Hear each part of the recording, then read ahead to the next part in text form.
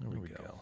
This is why you test all this stuff, because even though I've run a trial run of this, I forgot to turn on my audio interface so no sound was coming through.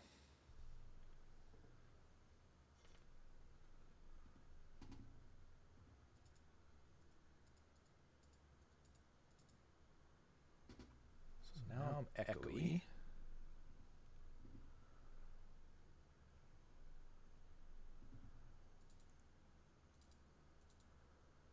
But I don't really know why. Oh, I know why. There we go. So that should solve the echo.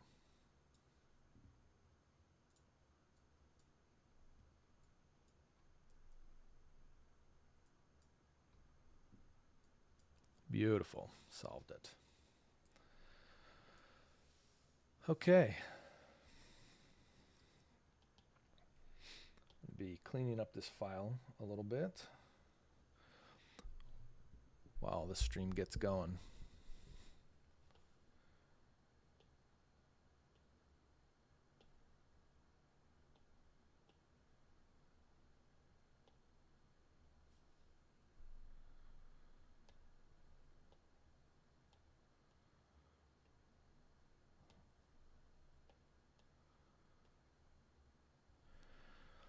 All right.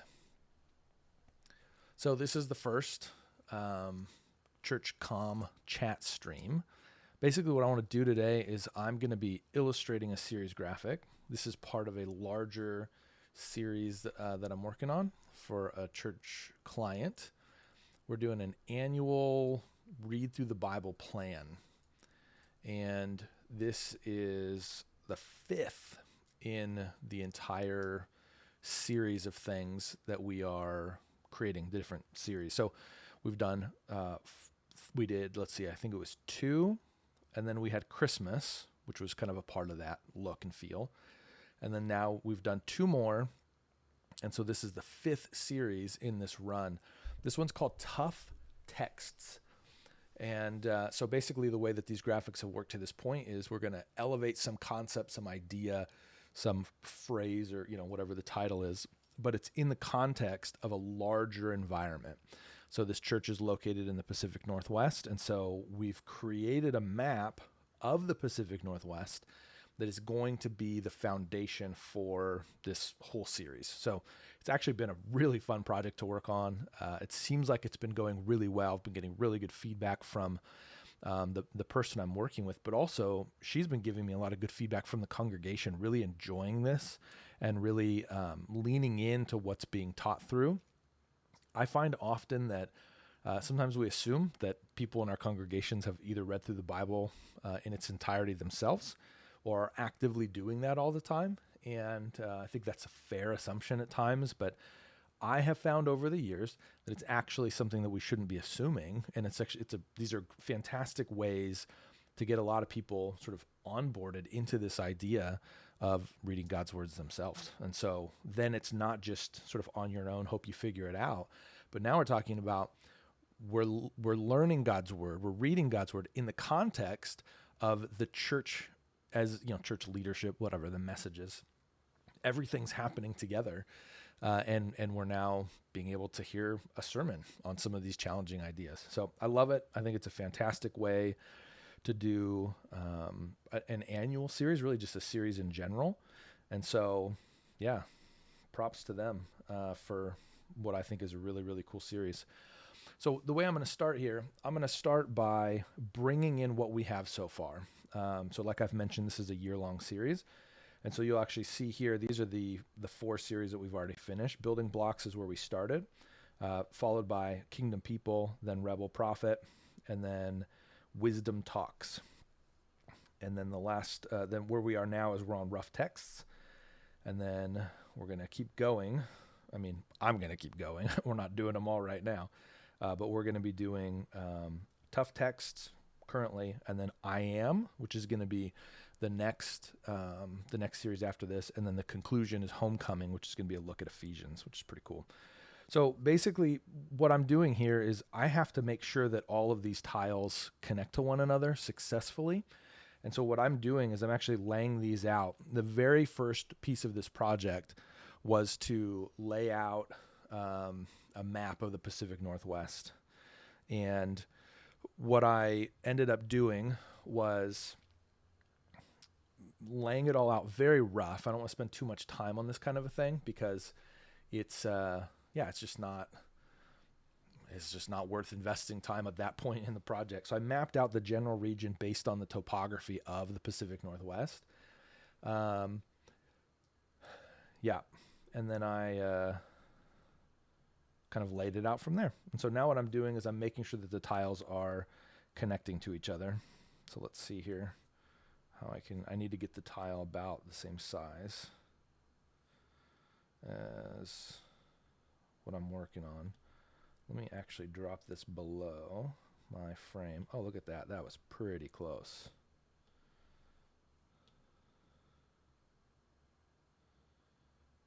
All right.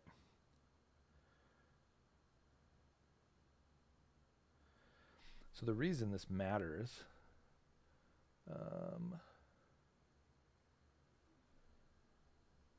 is I got to line up these region lines. So you can see the mountains right over to the left.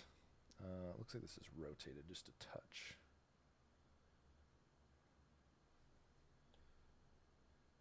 Okay, that's going to be sufficient for what I need. Okay. Then I'm going to get rid of these region lines up here. This was from the last area which had water on it. We don't need that, so we're going to clear that layer. So the mountains down here, I'm leaving those so that I remember the way that I drew the mountains. So it looks like we're going to have a lot of mountains on this one. So what you can see here, I'll do this on the region line layer. Okay, so what you can see here is right here. I'm actually going to make that a little bit bigger. So this area right here, and then to here. This is all mountains. So these mountains that I'm using down here, these are going to be redrawn basically in this much larger section. And then we're introducing a new area down here, which I'm pretty excited about, a desert. This is the first time the desert has shown up in this illustration. We've had a lot of other elements of the topography showing up. So we're gonna have a little bit of forest over here on the left right here. So that's kind of where I'm at and what I'm starting with and where I'm going. So let's get to it. Everything is fairly isometric. And so what I'm doing here, I don't know if you can see the isometric grid on there. You can see it a little bit. So what I'm doing here is I'm actually using the isometric grid to keep my perspectives right. So you can see on this question mark right up here, it's operating on these lines, these isometric lines. And so that's what I'm trying to accomplish here, is to keep it in perspective so that when you pan out and view the whole thing, it's going to all match and it's all going to be in the same perspective. I was struggling in the front end of this project because there was some light logic issues. I had to make sure the lighting was coming from the same side on everything. Otherwise, when you piece it all together, it would be a mess. So that's a piece of where that's coming from. Let's see here. Nope. Okay, great. Just double checking things are working. This is like my first actual run through. So things are looking good. All right, so here we go. We're gonna get to it. So for the region lines, what I'm gonna do here, I'm going to see, I got a mountain right here. So let's do this. Mountains. I'm going to continue this mountain. I need to make this brush a little bit bigger so that it matches.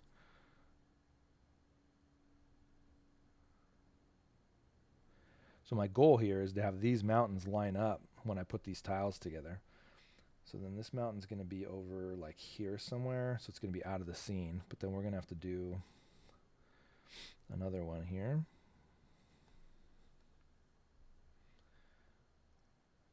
Okay. So this is going to give me a pretty decent baseline of where these edges are going to go. Actually going to pull, I'm trying to decide if I want to go further out. At some point I'm going to have to add foothill, so it doesn't matter. So I'm going to go back in here with another mountain.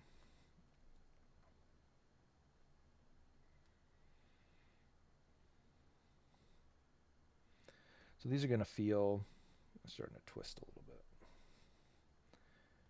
It's going to feel formulaic for now. We'll go through and we'll fix that up later.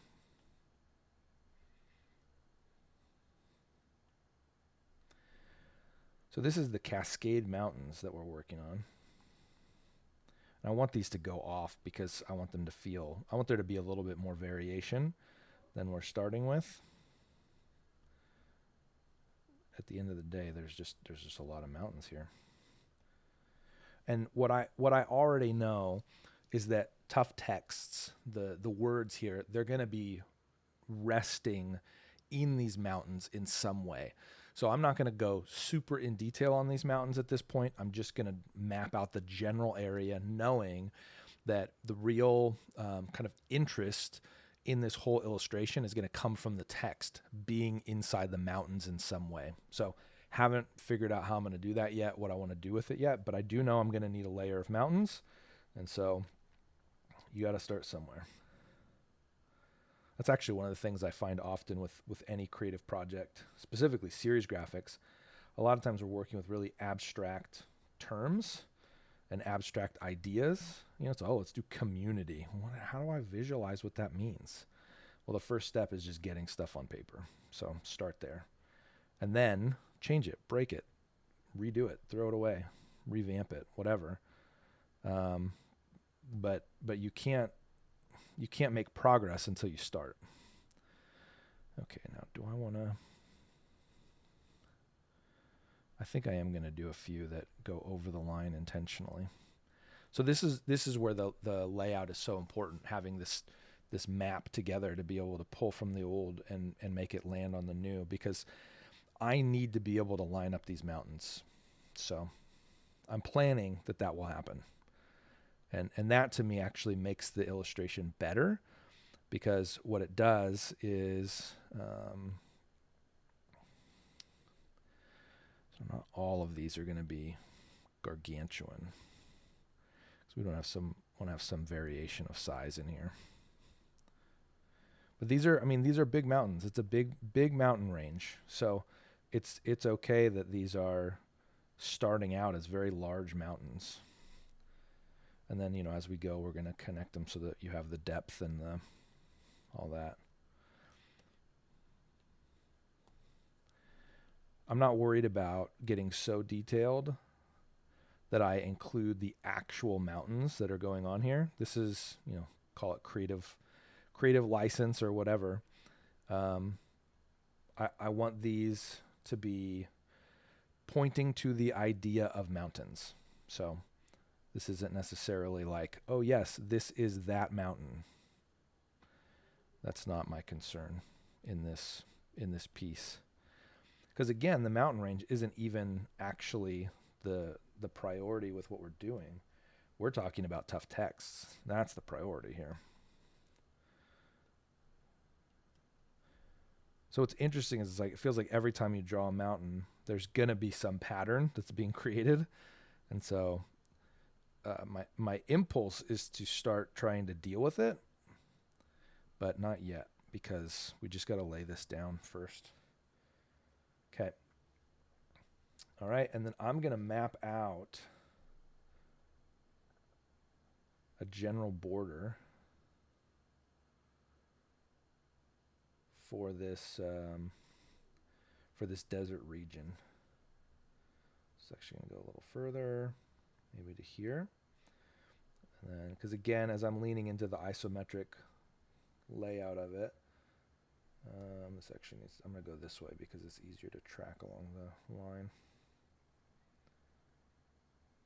Okay, and then we're going to drop this down here, and then just to make it a little bit more interesting, we're going to fudge it.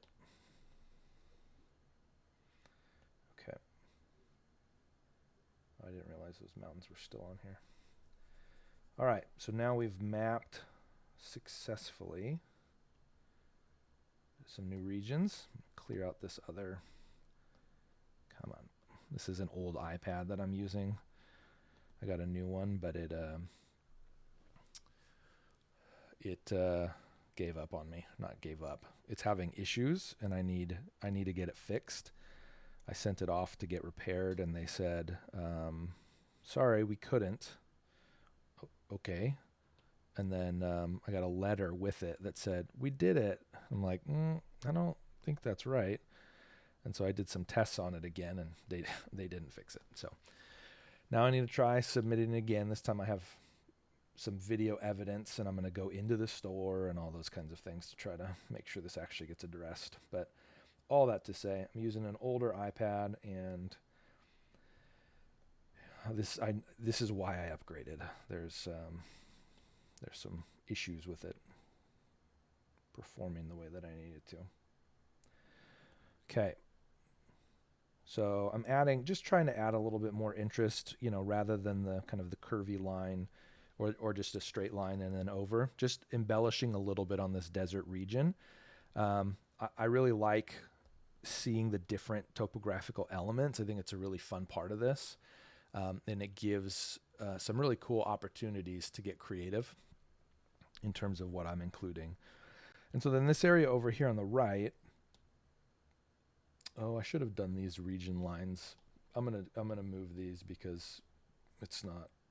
It's gonna create problems later on if I don't address it now. So we're gonna just do a quick outline of our region lines. Sometimes the region lines remain, sometimes they don't. I don't know if they ever do, except for a river or a stream or something. There we go.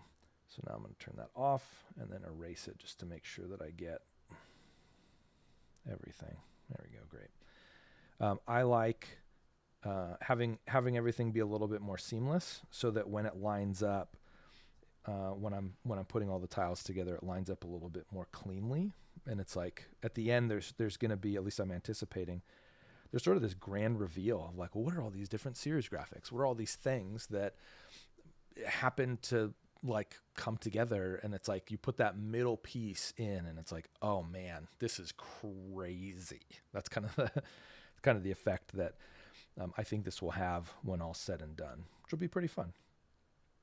All right, so we got our region lines, we got our mountains, and then what I'm going to start doing here, I'm going to start adding in my low-lying mountains here. So you can see up at this top area right here, I've added some foothills, and so that's the gradual transition. And so the key is it's a gradual transition based on color. So I have to transition from the purple mountains to the green field somehow, and the only way that I can do that effectively is if I cut off. So these areas right here, I'm actually going to change this line to be a little bit thinner.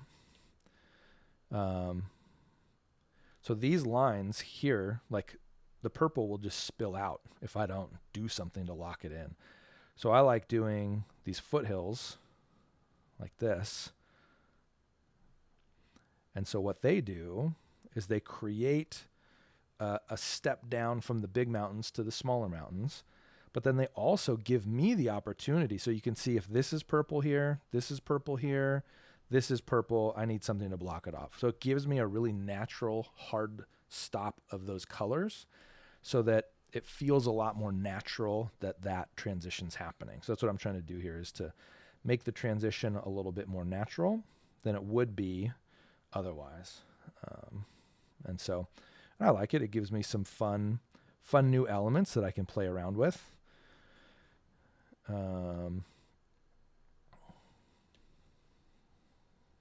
And introduce some new depth. So this is a little bit of a problem. I have to figure out a way, how would I want to do that? So I'm going to need to have a mountain top go here, a hill, and then another one like that. I don't love it. So let's do this.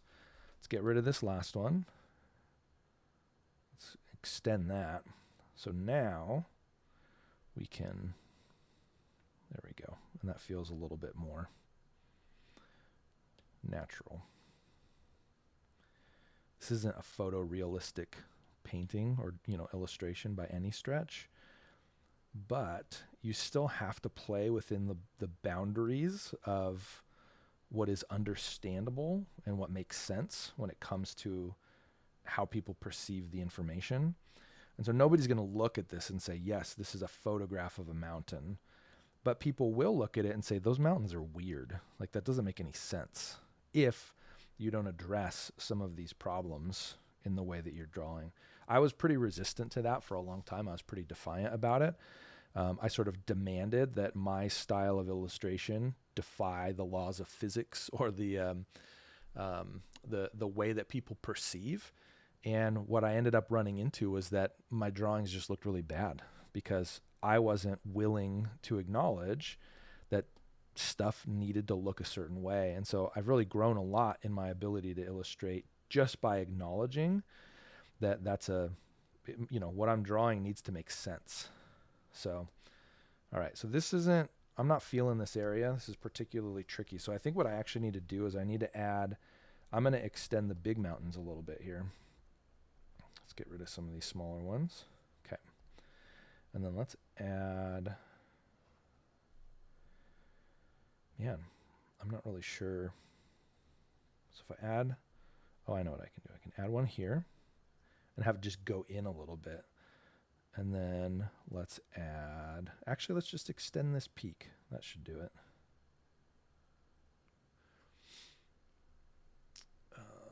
Let's see here. I have a window real quick that tells me who's in here.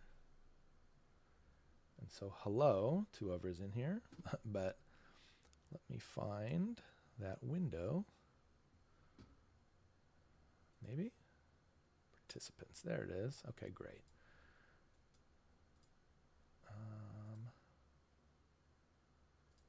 Let's pop out the chat. Here we go. Great. Got it. Okay, good. I just want to make sure that I'm able to see any comments or any people that jump in so that I'm able to have that conversation. Part of this, I'm drawing a picture, on a stream, but a big part of this for me is I want to have a forum or an opportunity to have a dialogue about church communications. I know for me, I ran into a lot of issues that I would have loved another perspective on. I just didn't have a pathway to get that perspective. And so my thinking is, okay, great. I'll create a pathway so that others have that. And we can then have that conversation. So that's why I need to see who's on and all that. I'm not interested in just sort of drawing for a question mark audience. But I actually want to be helpful to those who are in this space as well. If that is helpful to you, then chime in and ask away your questions. I will do my best to be a help to you. So one of the things that's happening here is this layout is revealing the problems itself as I go further along. It's real easy to get caught up in trying to fix a layout problem in the moment. So as soon as I drew these mountains, I knew that there was going to be a layout problem. There's a pattern that's being made evident. There is a repetition that's not going to work for a final piece, but that's not a problem I need to solve just yet. Later, absolutely I will.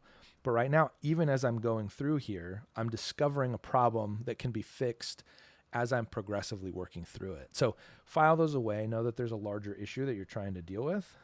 But what's happening here is I'm actually breaking this pattern that is a problem because of the fact that I'm pursuing another area of the project or of the illustration. So I find that patience is key because your problem solving is progressive. It's not, I see a problem, I got to solve it. I see a problem, I got to solve it. It's, I'm going to do a pass, I'm going to rough it all in. Now, as I'm in the process of my second pass, I'm going to evaluate what I've done and I'm going to make the changes that are necessary. So that is what I have found to be very helpful. All right, I have a really good advantage now because this left side over here, none of that's going to be connected to ever. So this is actually a free get out of jail free card for me. And so I can just drop that, and I can actually leave these now as purple and then continue to work on refining these foothills so that they are a really nice transition out of the majestic cascades and into the fields here. So already I'm like, yeah, I'm super digging the progress here that's coming along with these little tweaks. So funny. Illustration is it's on the newer end of the spectrum for me. I've illustrated for a while now. I really picked it up as a hobby many years ago, and then actually really enjoyed it and started integrating it into my design work. And then now I'm at the point where I'm actually doing illustration work for clients as well, for churches. And so that's a real joy for me. I am really enjoying that side of what I get to do. But it's a really interesting progressive build in terms of the way that you create and the way that you refine and the way that you make changes. And it's been a really fascinating learning process for me. And it's been a ton of fun to explore really a different medium, I guess is what you would say. It's still digital, but it's a lot different than design. Design's taking existing objects, existing items, things, and it is, then doing something with them, arranging them, moving them around, stacking them on top of each other. Illustration, you're staring at an empty page, and you got to figure it out. And it doesn't always work, but I think that's the part that's been so fun, is the progressive nature of building and developing a piece. It's just so different. Instead of, oh man, it'd be good here, I need to go find a stock image that looks like. Now it's like, well, what if I just move this mountain over here? So there's really it's like empowering in a weird way. I'm not limited or throttled by the caliber of the stock photos that I find. No. Now my limitation is me, which is, got its pros and cons, I guess. So, okay. So these mountains are a little bit tilted. It's fine. I think it'll all look good at the end. I do need to address this though. Mountain I think I've caused it to drift a little bit further than I want. So let's go down a little more straight, a little straighter. Is that how I'd say that?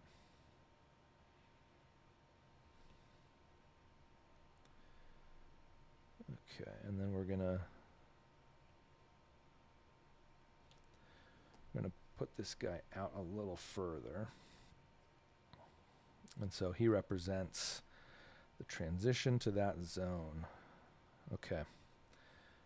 All right. So I was going to say I'm feeling that, but some of these guys are a little bit wonky. So what's starting to happen here is these guys are rotating. So this one looks pretty, this guy looks pretty good.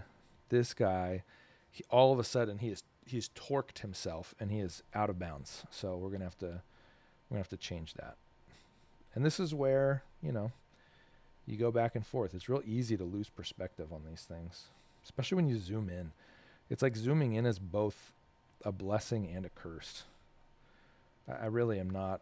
I'm not sure if I love how much we can, zoom in on these things. Okay. All right. And I'm going to go through here just quickly and add some connections. I'm not going to go too deep. Actually, I don't even probably need to do this at all. Some of this is confusing. So I do need to do, I need to make some changes here on some of these. Man, that's a big hill. So what I'm trying to do here, I'm not going to finish this area because I know that this is where the text is going to go. So it doesn't make sense for me to spend too much time. The only amount of time that I'm spending is enough so that I'm not confused about what's happening in the scene. And so what I mean by that is I need to know the layers of which mountain is in front of which mountain. So actually I need to do the low hills over here as well. So I'll probably finish that first because I do want to have a nice basket that everything's sitting in,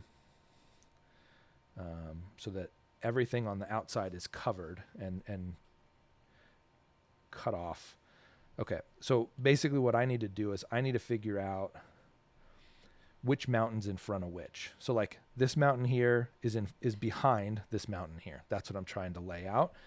And I need to know that because I don't know how I'm going to solve the text problem yet. I've done a couple different things. I've had flat text that basically sits kind of like this. Again, in line with the isometric grid. I've also had standing text, which is more like this.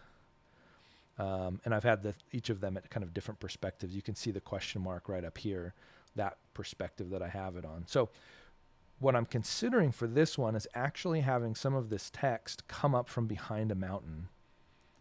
So it'd be like this. And then part of it would be cut off in the back here. So like, let's say there's the T for tough text, that kind of a thing. And so what it does is it adds a really cool depth when you have something in front of and something behind and, you know, all that. It's a really fun, way to, just play with the way that text ends up looking. Let's see here. I'm going to push out the stream a little bit to some friends.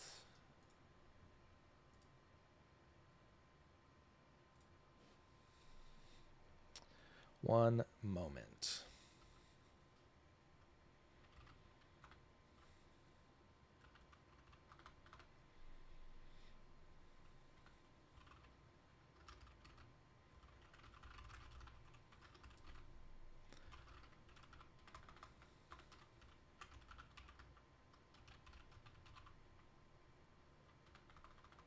First,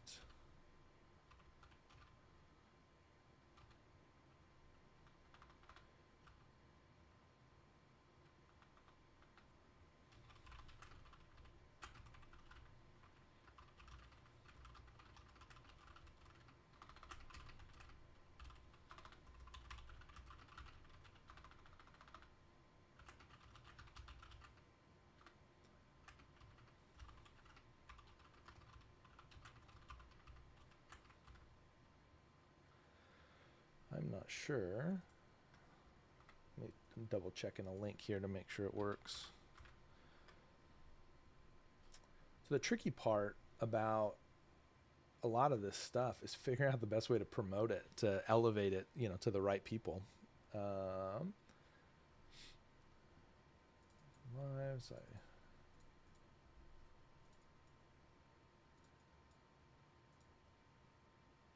Sure, I haven't posted it on Twitter in ages. Why not make it now? Okay, very good. So anyway, that's kind of the idea here with the depth in terms of what I'm trying to figure out with these mountains. So we're going to need some foothills on the right.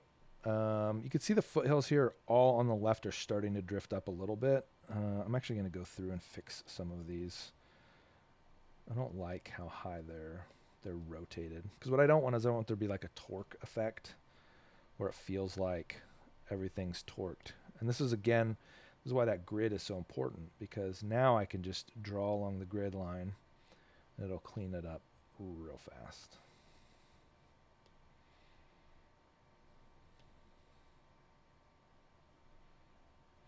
So all the little things that add up over time in terms of, oh, I botched that the last time. Oh man, I didn't know that you could just do it that way. Can't learn it until you start.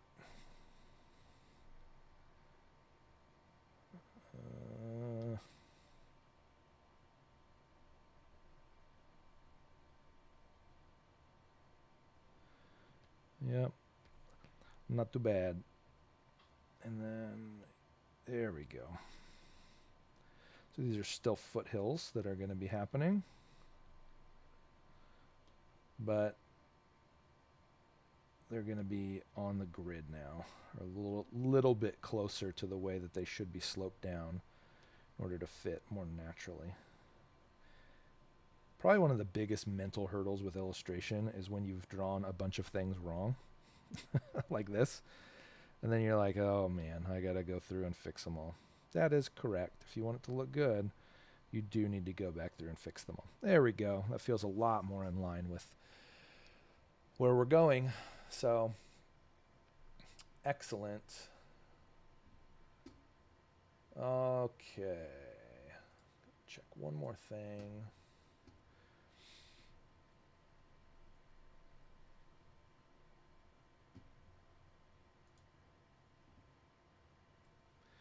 Let's post this on Facebook. See what happens. What's on your mind, Matt? Thanks, Facebook. Man, I remember back in the old days, Facebook used to say, what was it? It like started a prompt for you. And it was always pretty funny to me because we would say it like we would write it as a sentence. I don't know. I don't remember what the thing said was, what's on your mind? Or today I'm, and then you just like write walking to the store. So you get all these like sentence fragments as your comments. It's like, oh, okay, great. I'm gonna put exclamation point in there. Shoot.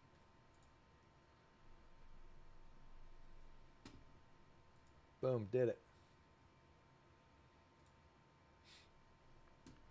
All right. Getting ready for the absolute overwhelming flood of people now joining because I posted it on Facebook. You know how it goes. All right. So one issue that I need to address here again, it's helpful. So part of the reason I do these things where I'll, distract myself on purpose. I think there's a lot of people that will say, creatives are distracted or, oh, I have ADD or whatever.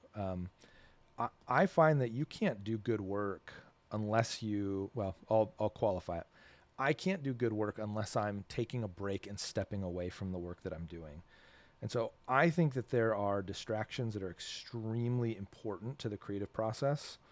I think that if you do not distract yourself, or really, in other words, step away from the work that you're doing, you will not create as good of work as you could.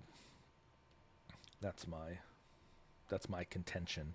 And so there's certain projects, like I actually have a couple potential client leads or whatever. One person reached out for a project. Another one let me know that they went with a different company.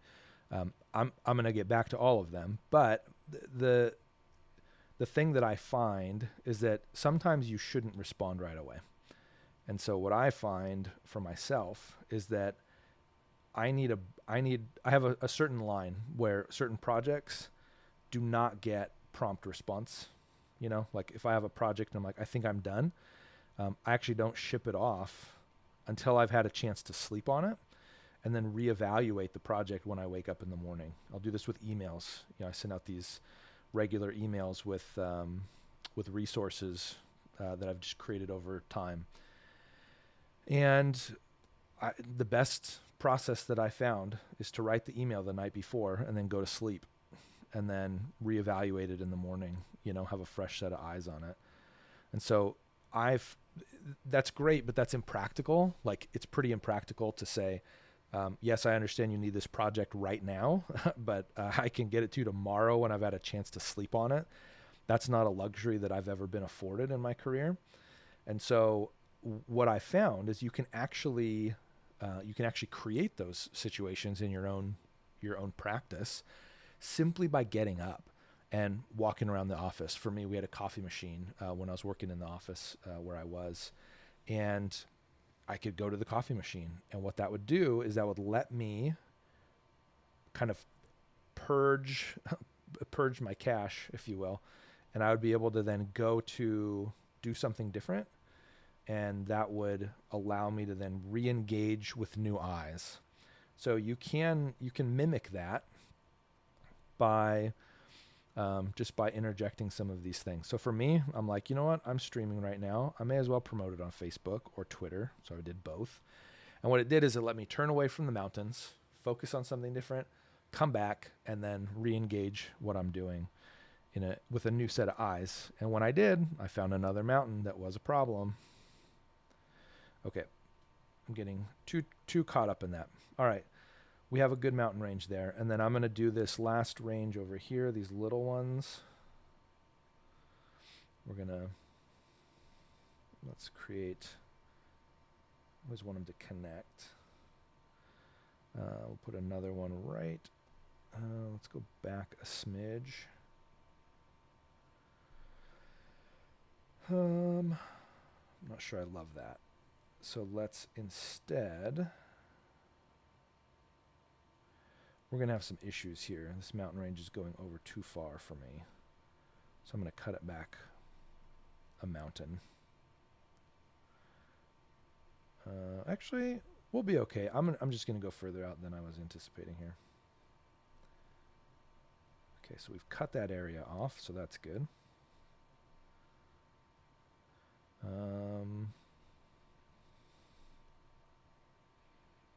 There it is, perfect. And then we can actually start this guy back a little bit here, get rid of him.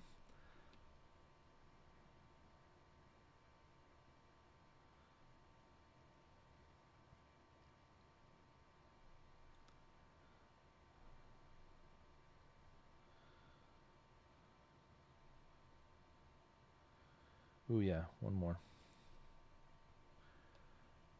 That'll do it. So now we're really getting into cleaning this area up. A couple more.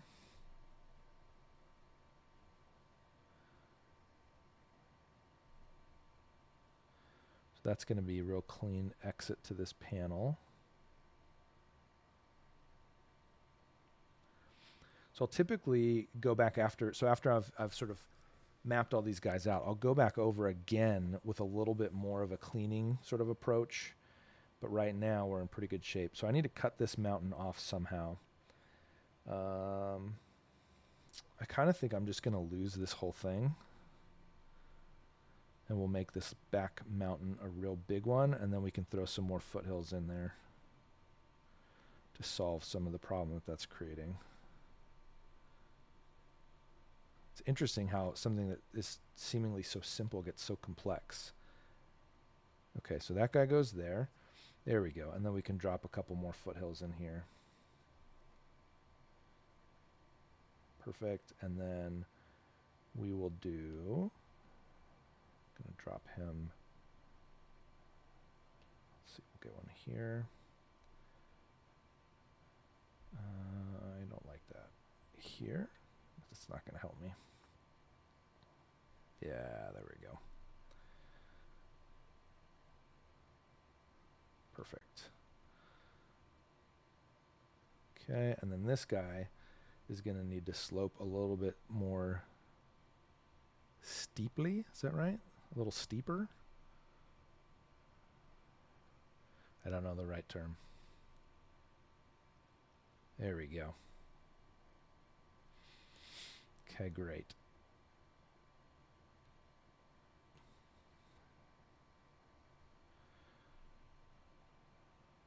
All right. I think we're looking pretty good. Got a little bit of variation here on the twist. Some mountains are jutting a little bit to the right, some to the left. That's normal if you've seen mountains. It's a normal piece of it. Let's see here. Get a little bit more of the foothill going. This guy can drop down.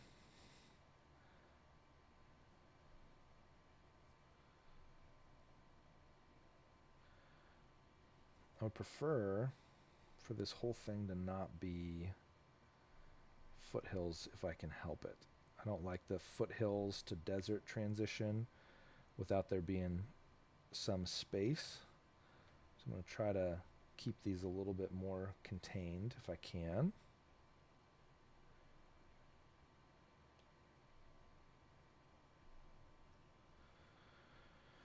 Okay.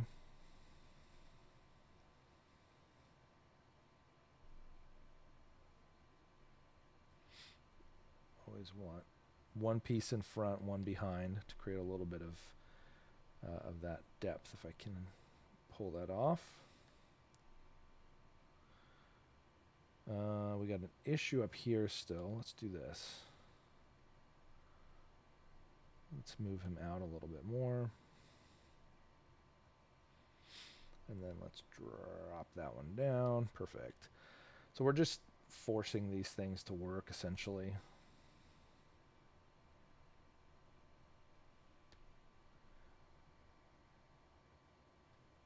Great.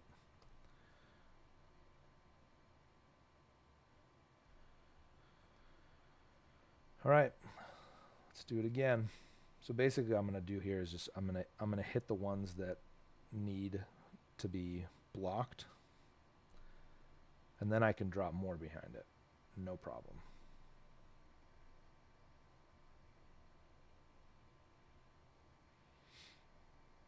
Go a little bit further up. Great. All right, and then need another finish right there. All right, so now we've mapped this out, and we have almost finished this one out. Goodness. Okay, I think we have figured it out. Let me do, actually, this is going to need a foothill here too. So this one is a little bit in anticipation of the next panel. So this is what has been complicated about this process, knowing that it all forms a larger image after the year. It's anticipating where are we going and how do I begin thinking through the transition to that next panel before I even start the next panel. So you can see this line here. This is going to be a continuation of this mountain range, and you can see it over here, the purple mountains. These are a continuation as well. And so really all I'm trying to do here is I'm trying to map out what is the next step and how do I set myself up well for that now. So this mountain here is eventually going to become, I don't know what. Let's see. Do we want another foothill here? Yeah, we could do that. And then this goes here, you know, this goes here. Maybe one middle one. Something like that. You know, that could work. Am I content? I'm going to do another hill here that goes to the line so that I have one thing to continue over here. Let's see. So then that'll give me here, that'll give me here, and that'll give me here. And so that'll have a really cool effect. Because again, you're trying to make this as seamless as possible so that people don't know, in a way, that these panels are connected. I like keeping the lines between them, but now that makes sense contextually for me to say, yes, these are the points that are going to be continued through to the next drawing. And you can see, yeah, so this line right here, this is a continuation of this mountain, that kind of stuff. So those are the things that I'm trying to negotiate here. Trying to make sure that everything has a clear connection. Not a crazy amount of them. I don't want to throttle my ability to be creative, but I do need to include that. Otherwise, the whole piece is going to break down. So we got 3 points of connection there, and I'll see those when we reconnect or when we add the next panel. Actually, no, when we add the last panel, because this is all imagery that's pointing to the very last one. So we still have this guy right over here. We have one more series, and then this is the last one right up top. All right, so let's turn off this background now, see what we're working with. We have a straight arrow here, which we don't need.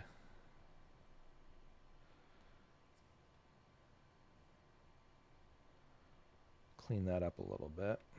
Okay, so we are clean on all the sides. We have our desert region.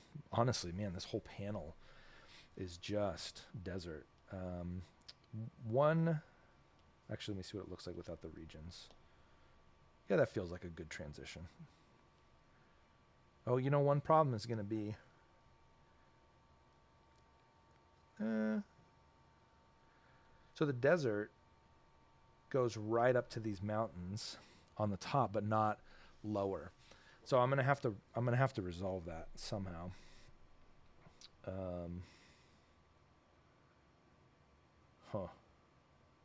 I'm not really sure the best way to solve that yet.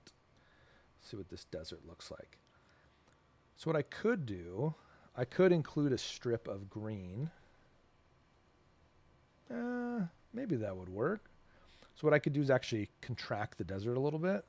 And so basically go down like this to here, and then have this area be green, like a green strip, and then have it transition over to the desert. I don't know. We'll see. I'll keep moving along, and we'll get there when we get there. But at this point, I'm going to move on to color, because color is really helpful for me at this phase to acknowledge if I have missed something or not. So I'm going to actually pull. So I have two ways that I do this. The first is I can pull from the image itself, or I have an image that is, a color palette. So I've created new images as I've gone, and so it makes sense to me. I'm going to pull it from the image itself. So I'm going to find the eyedropper tool here. So Procreate, you just press and hold. I don't know if you use Procreate or not. And now what we have is we color. I'm going to go with what I'm looking for is a brush that I can fill easily. That ain't it. Okay, so we want, let's go, I guess I'll try a round brush, see what happens. It's too big. I don't want the opacity. That's my issue here. We'll just go with the normal thing that I've been doing. I'll ink with it, and then hope that I can fill it in. Soft multiply, I don't want that. Clean inker, let's try that. Yes, that's the one I've been using.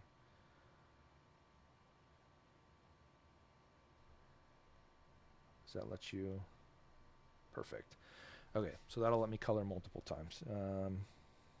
Still a little bit of a halo. This is one problem I have not been able to figure out with fancy brushes.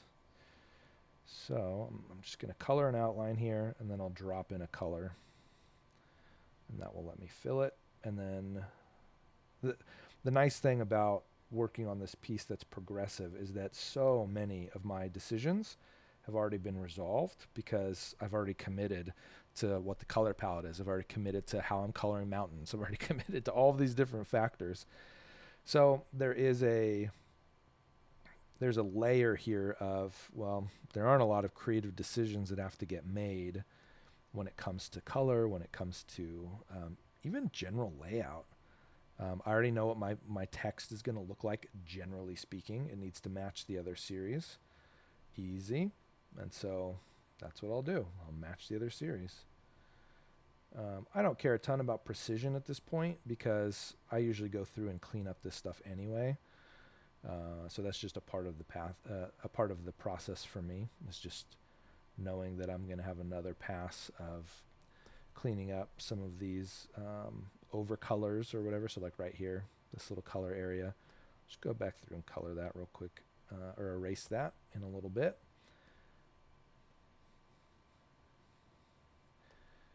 This, I mean, I don't know if this sounds weird or not, but this is also a piece of just me getting to know the composition again and reminding myself where the borders are. It helps me catch problems. So for example, this can't be purple here. This needs to be, oh, am I coloring on the wrong layer? Drat, I have been this whole time.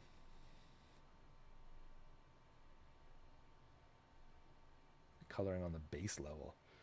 Oops, that's not good. All right, so I'm going to name this now so I can remember. This is going to be show keyboard. Color. Okay. So one issue that I encountered here, these mountains are not correct. So I need to fix these. Are we on the right one? No, we're going to go to recent here and then back to that guy. All right. So this mountain has to be a foothill, and so does this one here. So I'm gonna have to erase some of these guys. And so what you can sort of see is that you had a normal you had the small mountains, and then they kind of got like progressively bigger. These are too big now. These don't look like foothills, and they don't give me the margin that I need to be able to introduce a green strip. So they actually make the problem that I was referring to a couple minutes ago even worse. And so I'm gonna go ahead and do this, and then we're gonna do another one here, another one here. This guy's gonna connect that.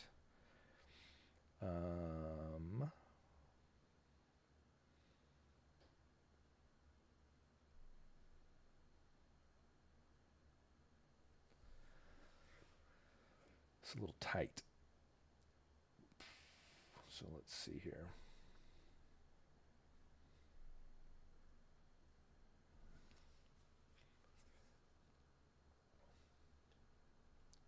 I think I can combine these. Let's see how it works.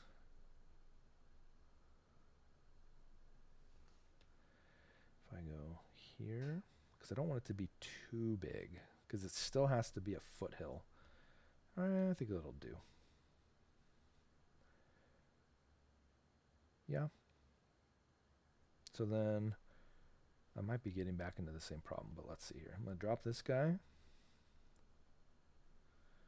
And then I'm going to draw this guy to be a touch, just a touch bigger.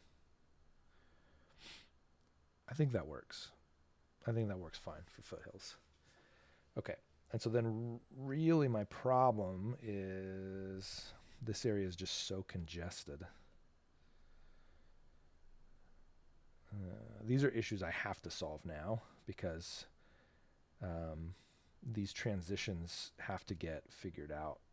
And so, like I was saying earlier, some of these problems you don't have to solve immediately. This is one I got to solve immediately because it's so many other things are going to be contingent on how this is solved that I can't re-engineer this part later on without there being some pretty significant implications. I'm thinking I'm just going to actually drop this whole mountain, which feels daunting. But then what it'll do is it'll give me a more organic transition between zones, which is a win. It will, solve some of these problems in a good way. So let's see here. So this guy is going to go out like this now. And then we'll drop a smaller foothill here. We can actually build some foothills further back if we want to. Kind of set the stage here. It's almost like a mini ridge. Yeah, I'm digging that. And then I'll drop this one lower. And then we might be. And then another mini one. And then as long as we close this area here, this is okay. So that's what we're going for. We're going to go for another ridge here. Again, we're talking small mountains. We're going to get there. I think this is going to do it. And I think this will look real nice.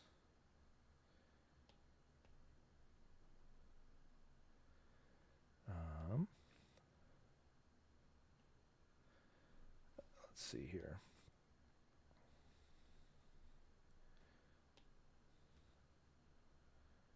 Yep. Perfect.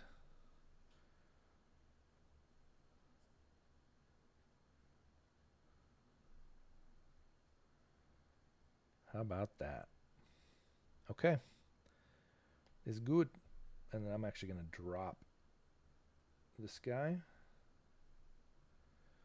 So it just gives us a little bit more space. And then we will need some sort of a transitional element there. But now all of a sudden, we solved it.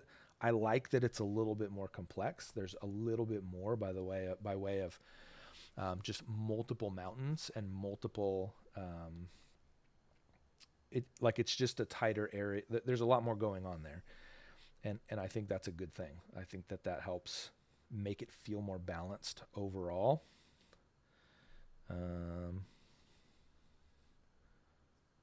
Let's mimic it a little bit over here, and let's just add a couple more,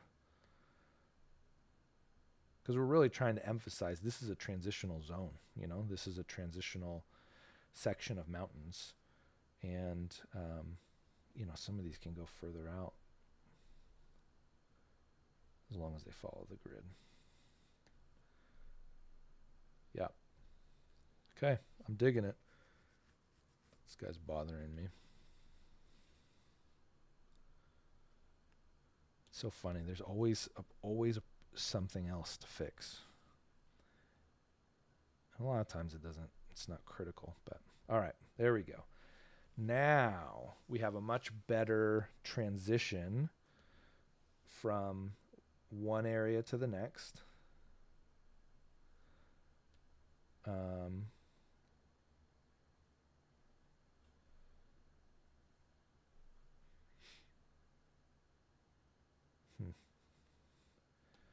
And it's gonna help us out as we transition over to the desert.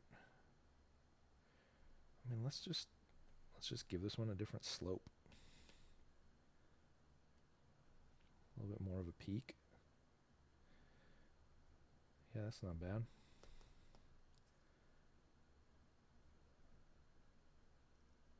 Great. Okay. Well, my appeal to Facebook and Twitter did not work. The audience is not flooded in from that source. That's funny.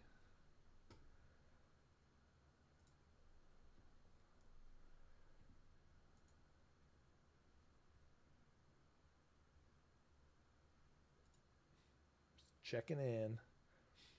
How we doing, internet? Okay. Nothing. Great. Again, gives me a chance to look away,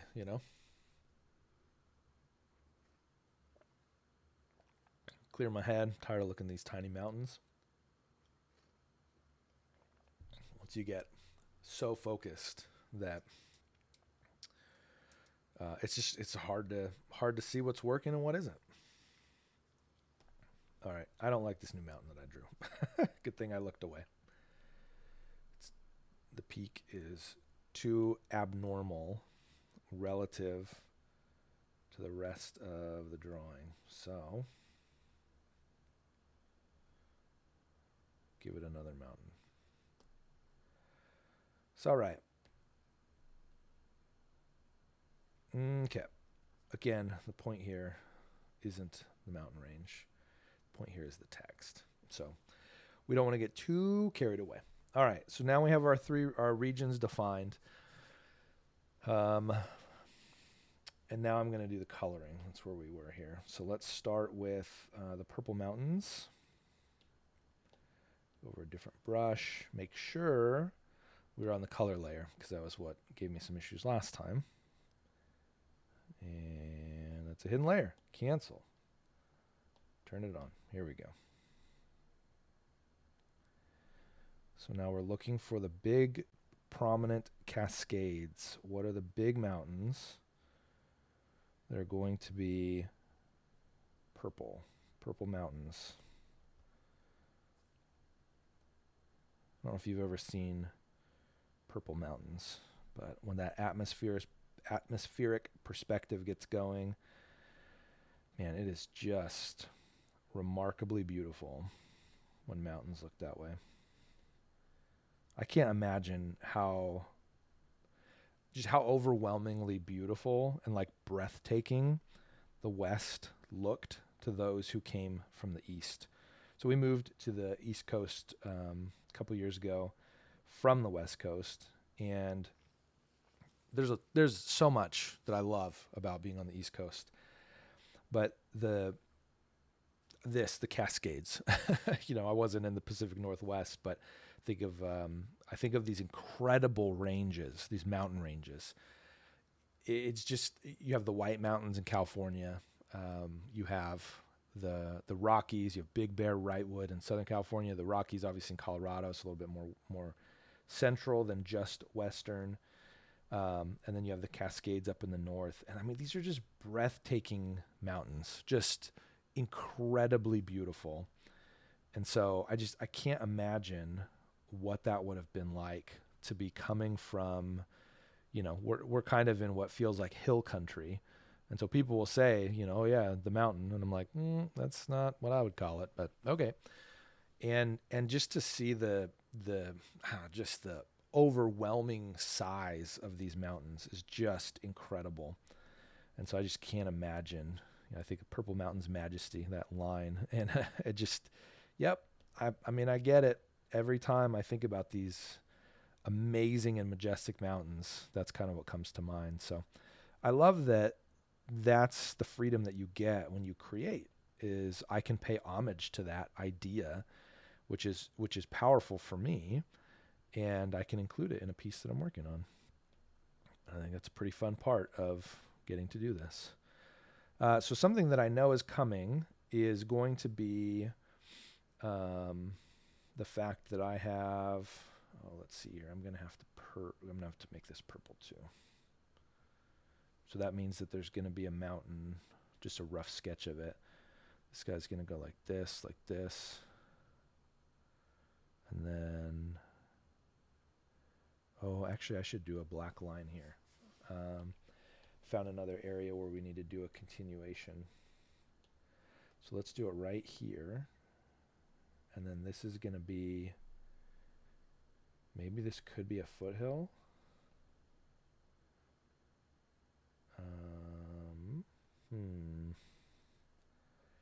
Yeah, that could work. So I'll make this part green. This is where things start getting real tricky, because I have to I have to map out where this is going. So this green is the one that I'm using here. So the green will be here.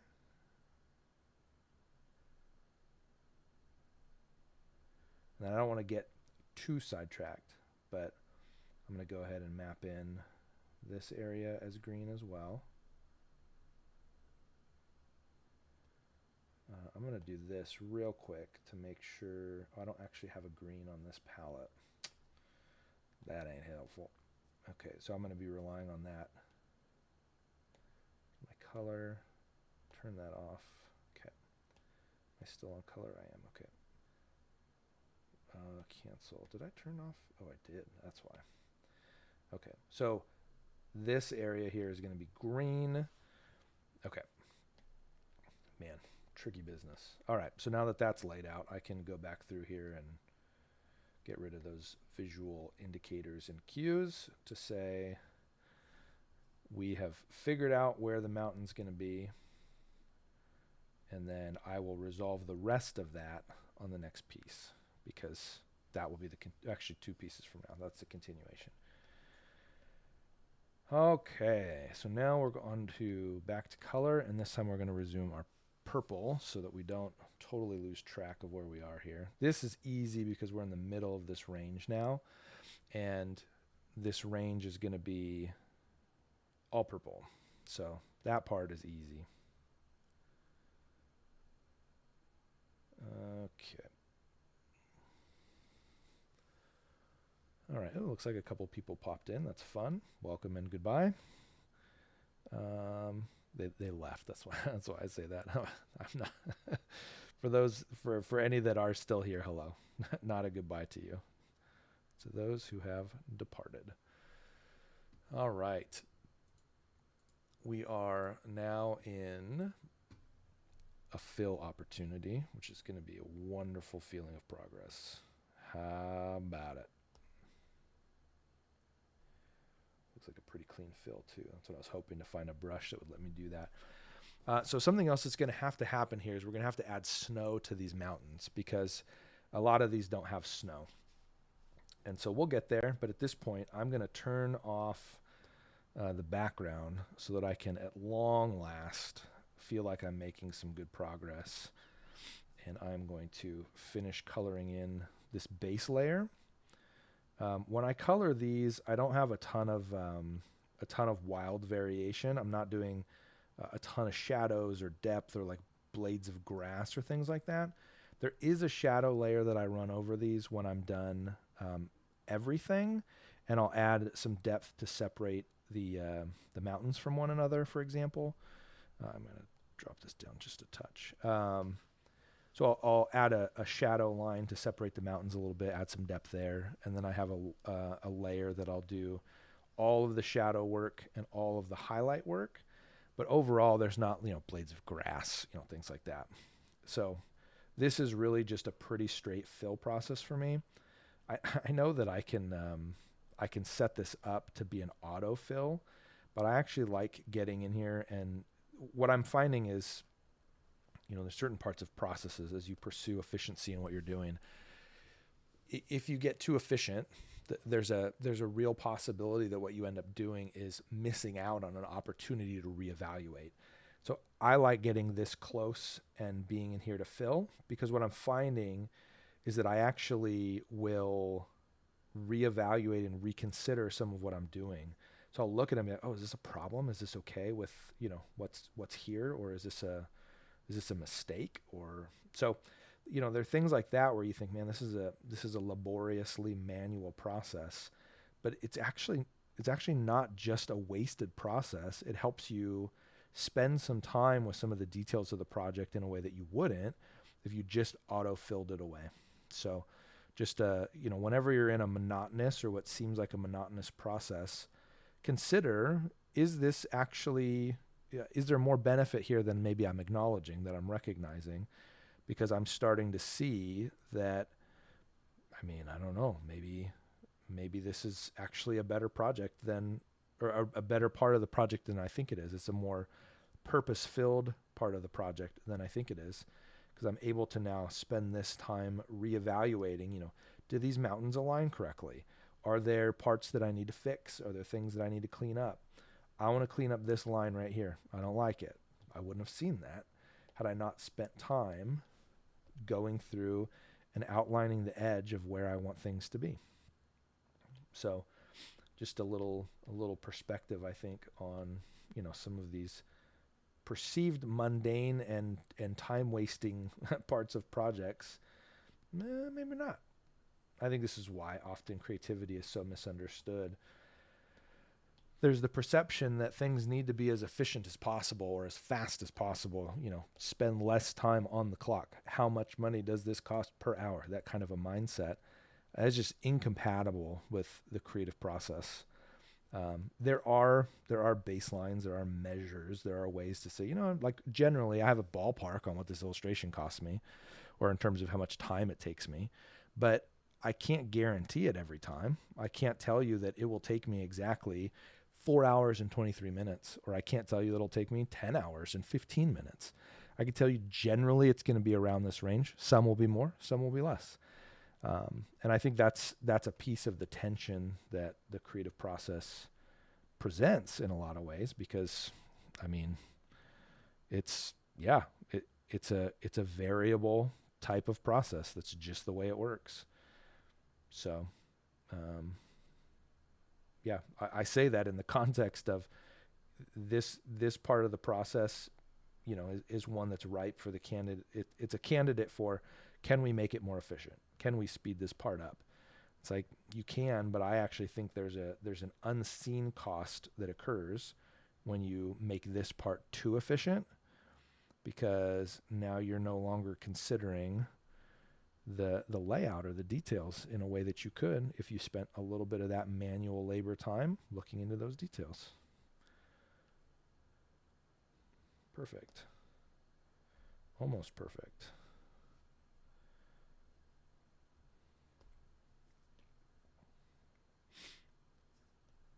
We are moving in a good direction. Man, laying down color is such a rewarding part of this process, because until you do that, all you feel like you've done is draw all these lines, and they don't really make a picture and all that. And man, dropping in color is just a game changer for making you feel like you've made progress.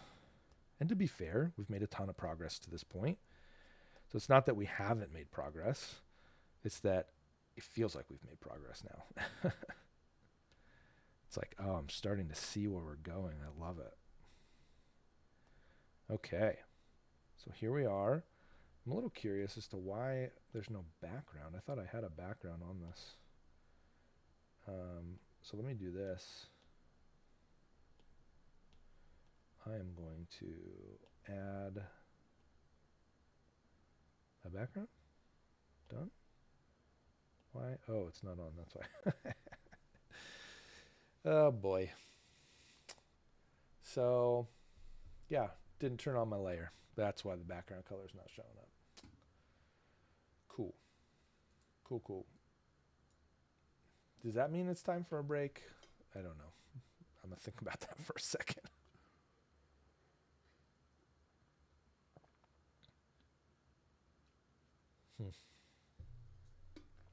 So we've been at it for about an hour 15. And we're at the point where we have a pretty good foundation. I'm going to polish off a couple of these issues. So the immediate thing I need to solve is what exactly am I going to do with this desert? We have no desert yet. I would love to add... Actually, you know what I'm going to do? So this is part of how I handle projects like this. This is a very... it's like a culturally specific type of piece. What I mean by that is we're trying to help the congregation understand and localize the story throughout God's word in a way that helps them know how to apply this to their own context. So the whole map, when all is said and done, the whole map is going to be a relatively accurate map of the Pacific Northwest. And so as I begin to negotiate the desert, what I'm going to do is I'm actually going to spend some time researching what does the desert in the Pacific Northwest, really it's like eastern Washington, what does that desert look like? What's the topography? What are the types of plants that are there, the wildlife, perhaps the geology? I'm used to the Southern California desert. We lived in the high desert for many years, and so I know the topography. I know that there's big boulders, kind of Joshua Tree-esque. There's boulders, there's Joshua trees, there's scrub oak. Like there's little things like that I know because of time spent there. But I need to do some research and discover what are the uniquenesses to the Pacific Northwest desert, the Eastern Pacific Northwest, if that's a thing. What does that desert look like so that I can represent it accurately? Because I don't want to put, my mindset with a desert is like, oh, the saguaro cactus. It's my favorite cactus. But the saguaro lives in like Tucson, Arizona. That's not what I'm going for here because this isn't in Tucson. And so rather than just painting my favorite thing about my favorite desert, I'm actually going to just, I'm gonna figure out what exactly this is supposed to look like. So that'll be another step for another time. I do know it's going to be tan. That I know. So let's see if I have any colors here on this palette that we've been building over time. Yeah, we got a nice tan here. Let's try it out. So I'm going to drop this guy in here, and that'll round out the overarching look, feel of this layout. Oh yeah, I'm digging that. That's going to be real nice. And then actually I need to switch over to a different brush so we can get a good fill here easily. Perfect. Got a little bit of over. I still need to figure out a transitional zone too, or like how I'm going to transition from the green to the tan. I may leave the line up. I don't know. Because there's not a natural, there isn't like a natural entry point to a desert. There is to a river, to a creek, stream, body of water, and that's how all of them have been so far. I've only had bodies of water, and then the other transitions have been across mountain ranges. So I do a foothills to mountain range kind of a transition, but desert is like grass is growing and then it's not growing. So I mean, yeah, I guess it's a transition. I don't know. I don't love it. Okay, so there's somewhere I'm missing the completion of this shape. I'll just go ahead and run it all the way down. This is a very enjoyable part of the process for me. I love coloring. Like it's just nice. It's relaxing. Yeah, I think this is a piece of why illustration is quickly becoming one of my favorite types of projects to do for people. Because it's just, there are elements, part of it is the way that I have chosen to kind of to draw, the way I've developed my style, the direction. It's very much, let's draw some hard lines and then let's fill them in. And then let's add some color or some shading and a little bit of depth. All right. Yeah, that's going to look really cool, part of that larger picture. So another thing I'm going to need to do here is I'm going to need to add, the mountains all have snow caps on them, but that's not something I'm going to add until I get these letters in here. So now that the overarching layout is done, we can move on to, we could start playing with the text. It feels a little overwhelming right now, but it's going to have to get done. So I'm already thinking, how am I going to do X? That's a tricky one. So tough, TOUGH,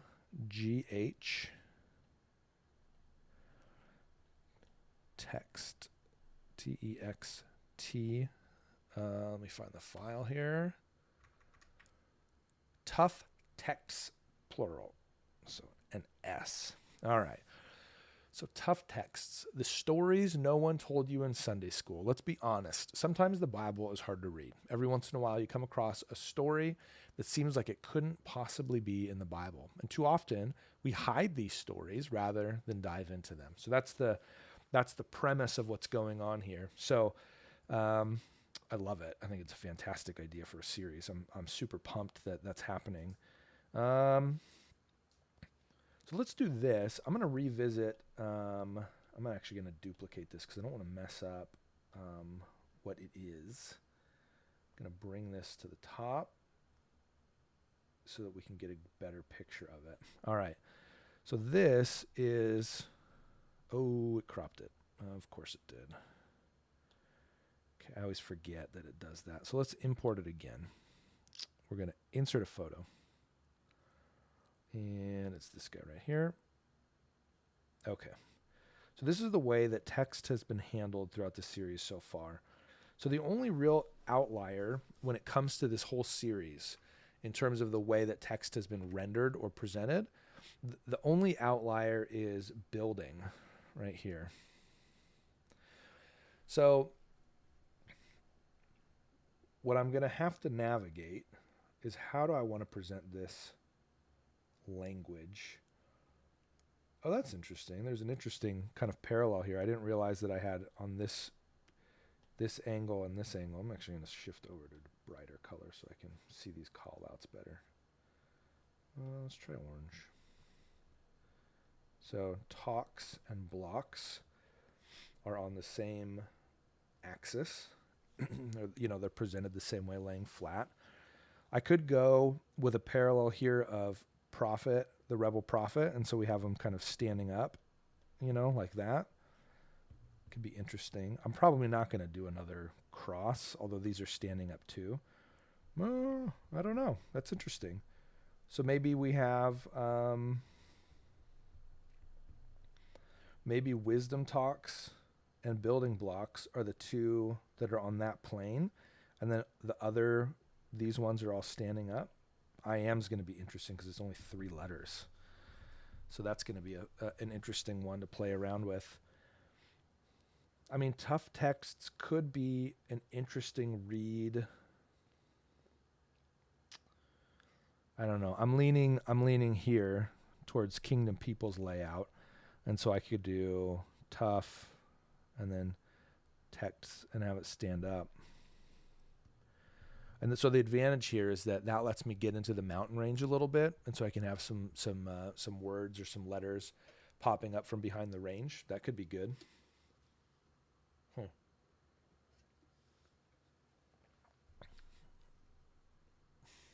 Interesting. Yeah. Let's start mapping it out. I'm going to go with the vertical approach.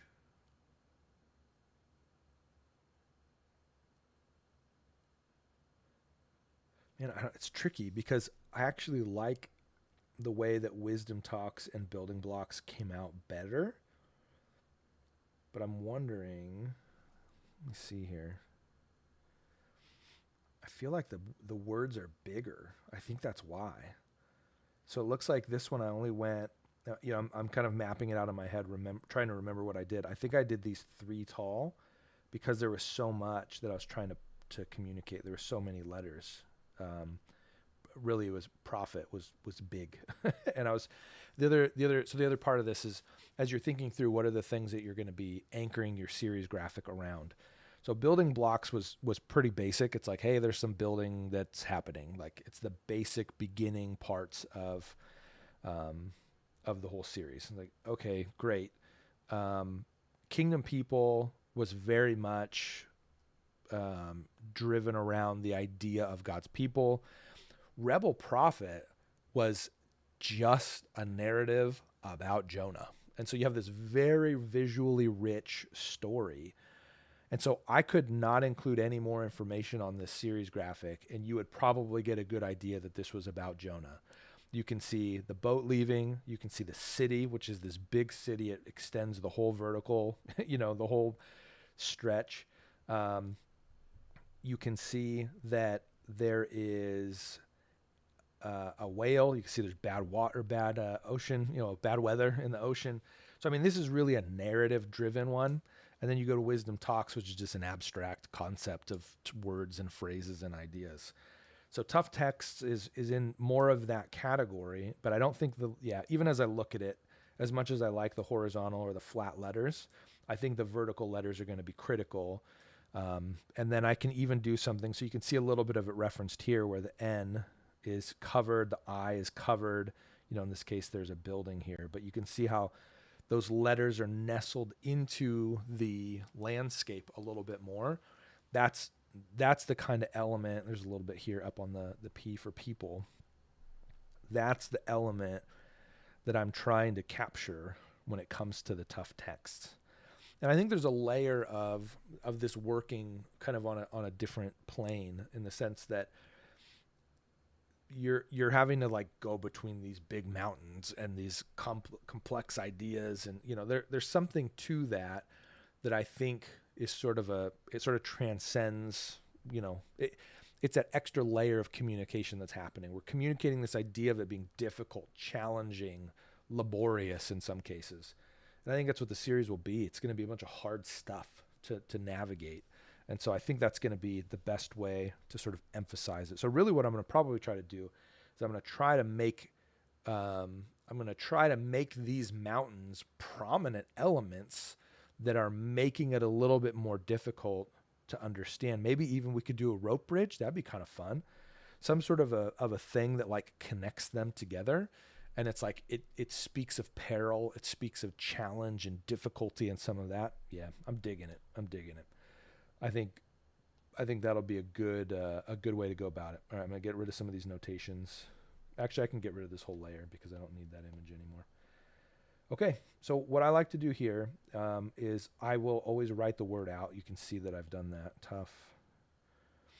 Actually, I'm gonna put letters is what I do here. Sometimes I'll do the words on different layers. So I'll do tough on one layer and texts on another layer. We'll see. I'm starting here with everything on one layer. So what I like to do is I like to write it out so that I know exactly what I'm working with. I have 5 letters that I have to deal with tough, and then 5 with texts as well. And then at this point, I'm just going to draw boxes because that's where I'm going to start. So let's see here. How do we want to do this? If they're vertical, do we want them to read vertically? Do we want them to read, top down? Maybe. My other option would be I could have them vertical and have it read this way. Tough texts. Texts. That's a real tricky one for me for some reason. I've been noticing as I've been saying it, like why is this complicated? What is it that's complicated about it? Don't know, but it kind of is. I'm sort of thinking about having it run the range. With Rebel Prophet, I didn't love how it read. I felt like it was a little bit cumbersome to read it vertically. So I think I might try to position this to be a left to right vertical in the mountain range type of writing. So let's start. I'm actually going to turn off the mountains for now. I haven't done that before, but I think that's going to help me out because it's going to be tricky to wrap my head around a lot of it otherwise. So we're going to go 3 wide, and I don't know if we can do 4 tall, but let's try it.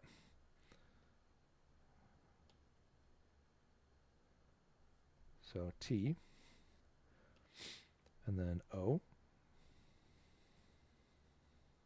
3 wide, right? Yep. U. G. H. Nope. Okay, so let's move it. This is why I do it this way. Ratchet, crank it down a notch. So there's tough. I like it. Let me finish this box. T-O-U-G-H. And then we can actually duplicate this. So let's do that. Duplicate. It's going to grab the text too. That's fine. Tough.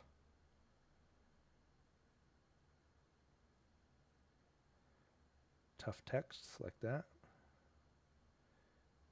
Texts like this. See if we do it like that. We're going to have 2. There's going to be depth to it. And so the depth is going to be pushing us back a little bit. I think it's fun to have it push out of the mountains a little bit.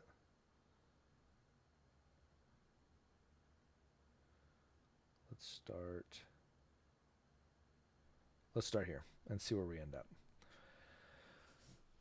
Gonna erase this duplicate here because I don't need it.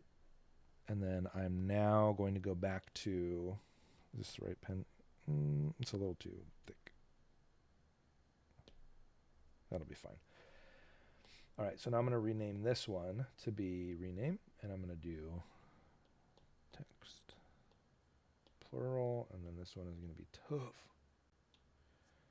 This is going to be very helpful when I'm confused later. Like, what is happening? Why is this? I'm going to start with tough and then move to text later. Okay.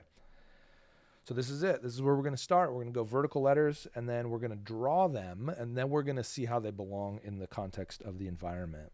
And so this is basically just drawing some cube letters. I really like 3 wide because it gives you a ton of flexibility it's the opposite. It gives you constraint. It forces you to draw letters in a certain way so that everything works. That's really important because if you don't have a grid or a system or a relationship for these letters, it's a mess. Absolutely miserable experience otherwise. So that's what I'm trying to do here is make sure that we're clean in our ability to make these letters. And they're close enough so what happens is there's a shared wall, that's what I call it, like this. And that is great up until the point that, because what happens is we start cutting some of it out and then it adds just a really nice piece of depth to it. So we're going to go through there.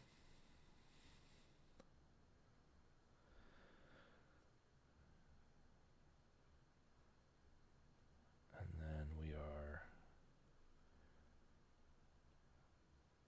then we're moving along. Oh, yeah, we're moving along.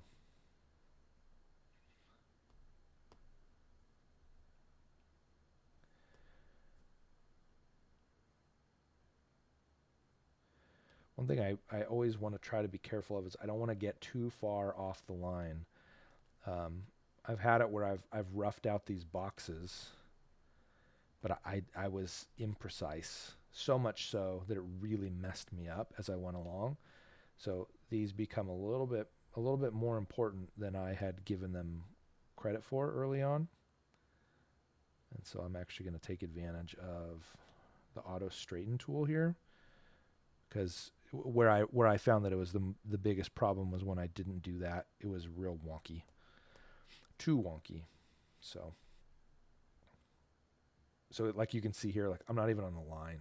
Like that's a problem. And so it's okay. That's what happens with a quick sketch, but we want to make sure that we are precise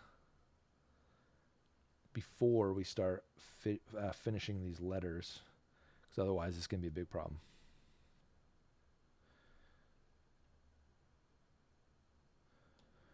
Okay, so now we are almost there with tough. I'm going to finish the boxes before I go to actually forming the letters themselves, because I really want to get a sense of how it feels in the space. Actually, here, let's do this. This is a smarter way to do it. I'm going to get rid of texts, and I'm going to duplicate tough. How about that?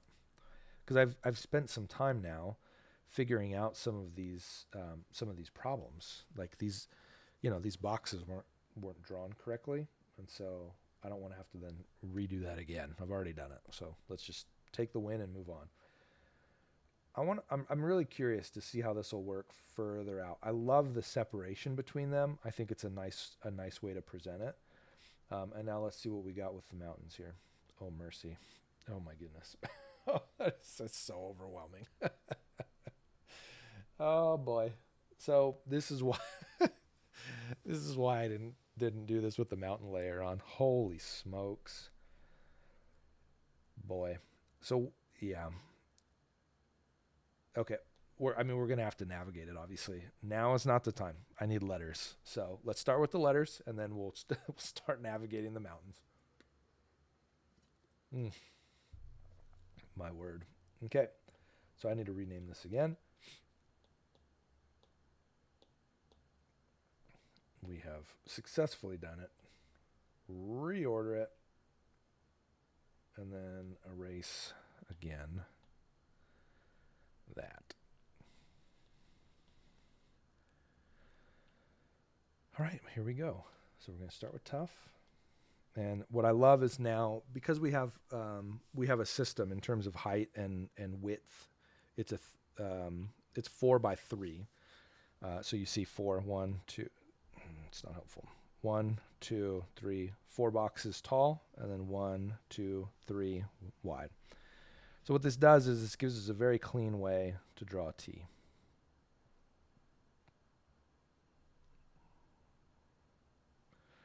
We did it. The brush is a little bit too big, so I'm going to drop it down just a touch, and then I'm actually going to try it out. And then I'm going to save it. You can hit this plus sign, and it'll save that brush size. This is important when it comes to being able to replicate the width of the line of the text across 7 drawings. So now what we have is we have a base here, and then we need to draw this little guy, and then just like that, we have done something wrong. Yes, I drew this on the wrong layer. So we're going to undo all of that. Let's go bigger here. All right, and then back down. A little bit bigger. I was operating on the wrong layer. So now again, we have a T.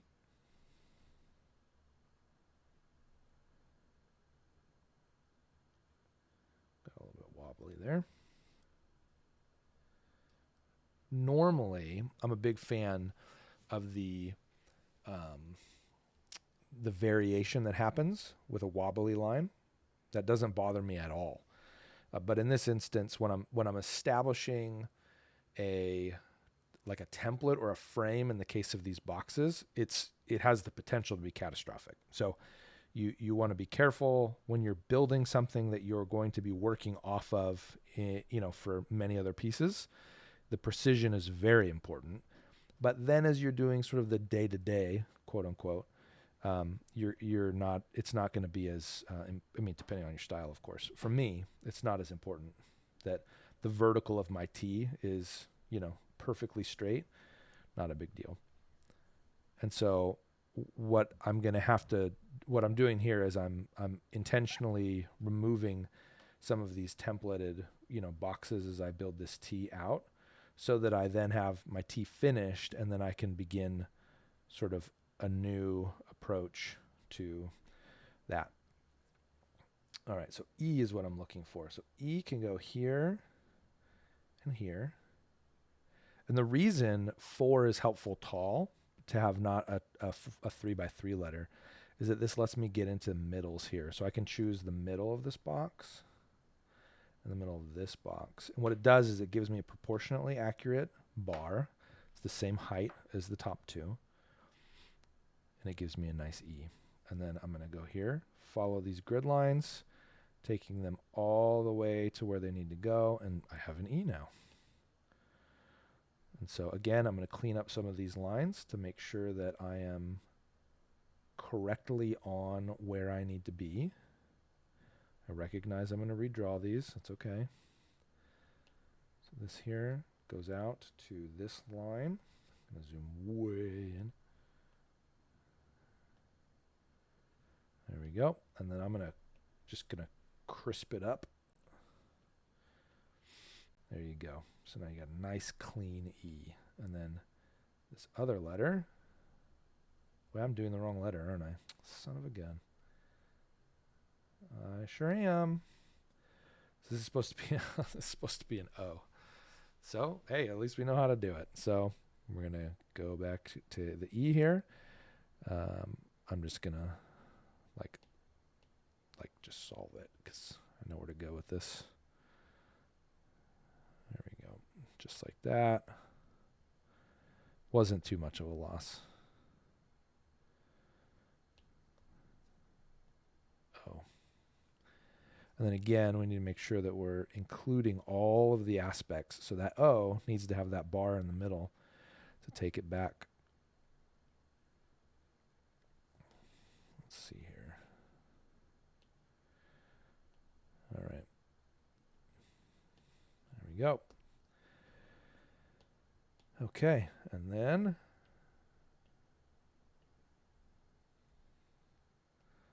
let's see here. Good. T-O. Now I'm going to go U. Right? Double check. T-O-U. See, this is why this is why I have that, because yeah, I missed it, and it's easy to get off track on this part of things, because now you're in this point of like so deeply focused on, is the line for this part of the U straight enough? Like that's what you're looking at. And if that's what you're focused on, you're not going to recognize, like it just what I did just mere moments ago. You're not going to recognize, oh, I'm drawing the wrong letter altogether. I'm asking, is my E straight? I'm not asking, should I be drawing an E? And so that is why I continually reference back to the handwritten, or the quick jot of, oh, this is what I'm working on. I need to know what letter I'm working on, because I keep forgetting. So, but that's the nature. I feel like so often our processes have these imperfections to them. We're not perfect at any of this stuff, which is totally fine. But we miss out on the opportunity to recognize it. So for me, I recognize that I will draw the wrong letter sometimes, because I am not remembering what I'm supposed to be drawing. I'm focusing on, is this line straight, not what letter am I drawing. Okay, great. Well, then I need to figure out a way to solve that problem. You know what I mean? Otherwise, it's always going to be a mess. All right, the letter G I'm not thrilled about being a part of this title, so I'm going to skip it, and I'm going to go to H. We have an H, going to go all the way down here, and then I'm going to do middle. I'm going to do middle, and we did it. This is a piece of where, understanding typography is so helpful.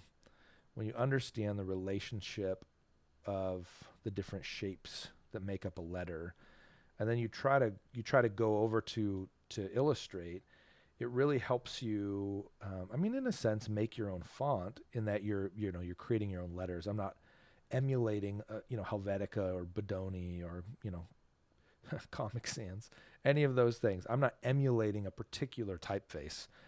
I'm trying to illustrate with accuracy a letter that is legible to a group of people. And so that's a piece that understanding the relationship between proportions and fonts and letters and forms and all that kind of stuff, that's really where that belongs. That's where that's a helpful skill set to translate over into this space.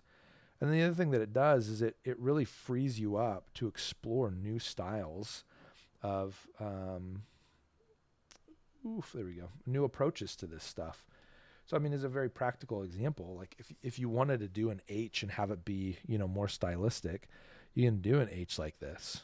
I mean, I did an illustration earlier today, and they were just sort of like fun exercises for me to kind of warm up. But I'm writing letters in a way that I wouldn't normally write letters, but it's because I understand some of these proportions normally. And then that gives me the freedom and equips me with the ability to then push the limit and say, okay, I know the normal proportions. What about an abnormal proportion? How can I play with that? And that's where you find some of your most creative solutions, in my opinion. All right, the dreaded G.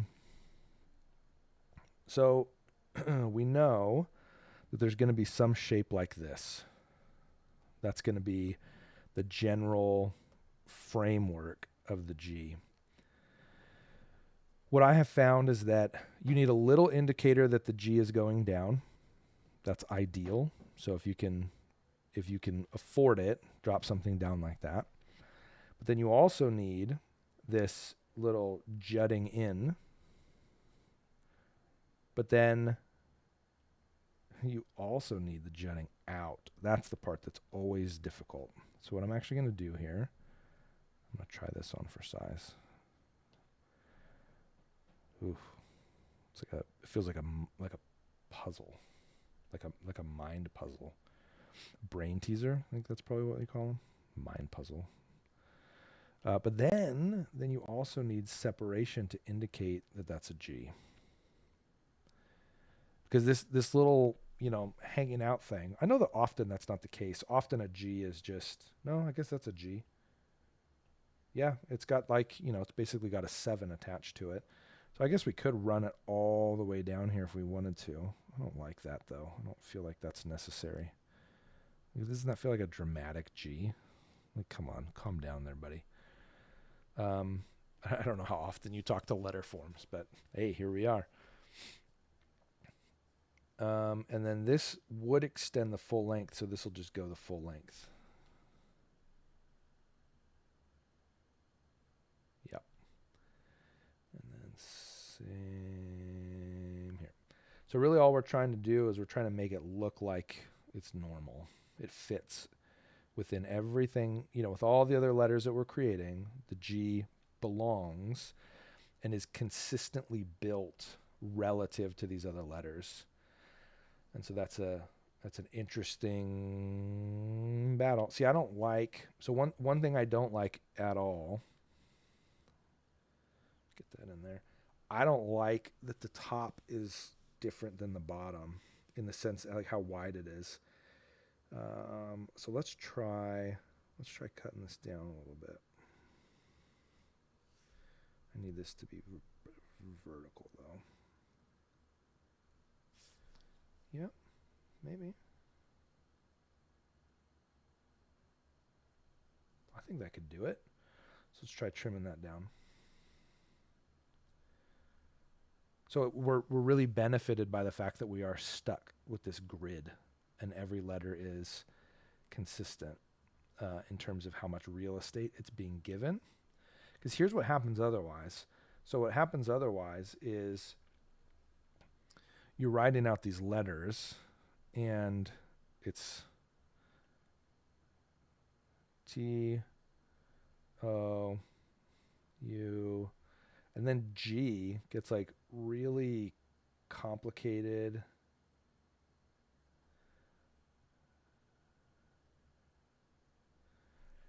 mean, I guess that works. So never mind.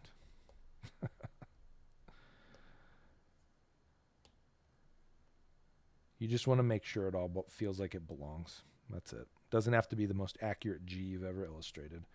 It's just got to belong. And it does. It feels all right.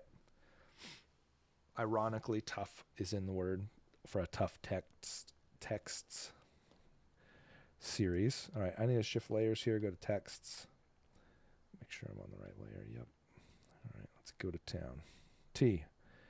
Easy. We've done it.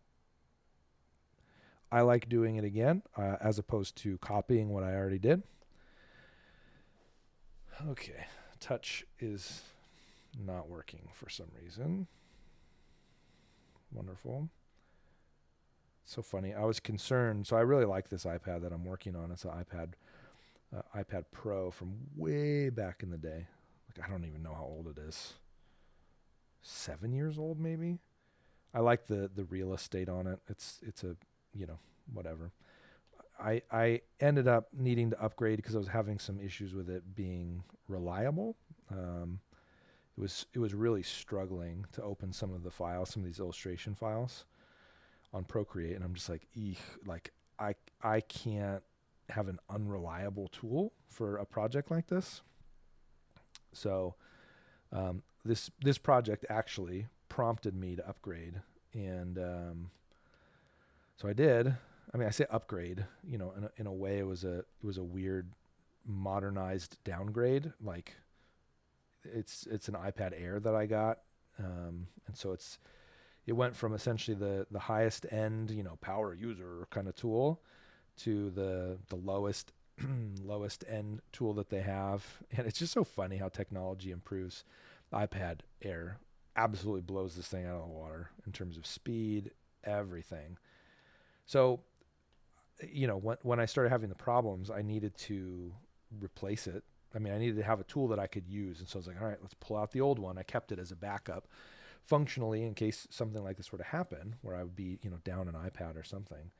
I actually planned to archive this in a way and make it exclusive for making music, which is a thing I enjoy doing just for fun on the side. And so I pulled it out, charged it up, and started working with it. And I was like, oh man, I hope I don't like this more than the new one that I bought. And I don't. So I'm like encountering some of these problems again as to why I needed to upgrade in the first place. And I was like, well, I guess that's good. That's a good confirmation that, the tool that I was using no longer was sufficient for what I needed done. And so it goes. All right, so this is an E now. We've already done this one as well. We just lost it. Or I guess chose to not keep it. It's not a complicated letter to create, which is nice. Okay. E.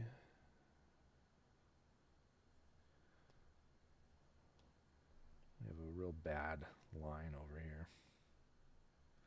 So see what I mean about these lines just being a mess? They come back to haunt you if you don't get them right.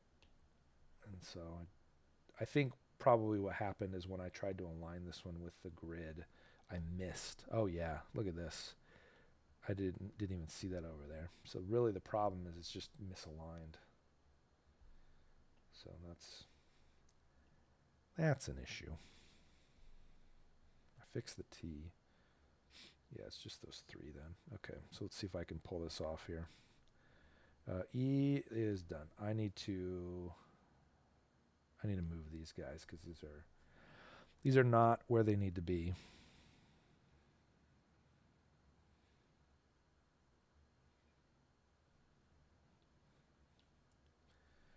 All right.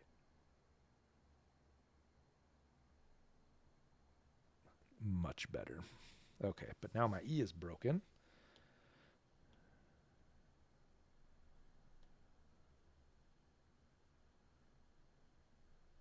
Perfect.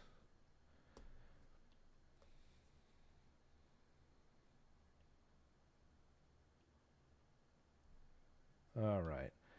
So now we have repaired the situation, maybe. That last erase was a little bit more than I was intending. So right as I thought we had fixed it. All right. So now we have, ooh, this is the X. Is that right? Yes, it is. All right. I have not done an X in this letter format that I can recall. So you got a couple options here. We can go blocky. That looks terrible. I think we're going to have to go angles here. And then, yep, that'll do it. Okay. So now where do I want these lines to go? I think we're going to go middle here. And then the V at the bottom, maybe here. Is that too big? Let's see.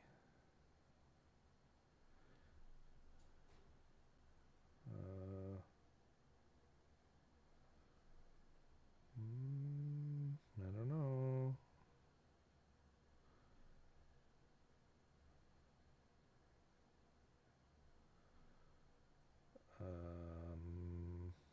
Here? Oh, that stresses me out.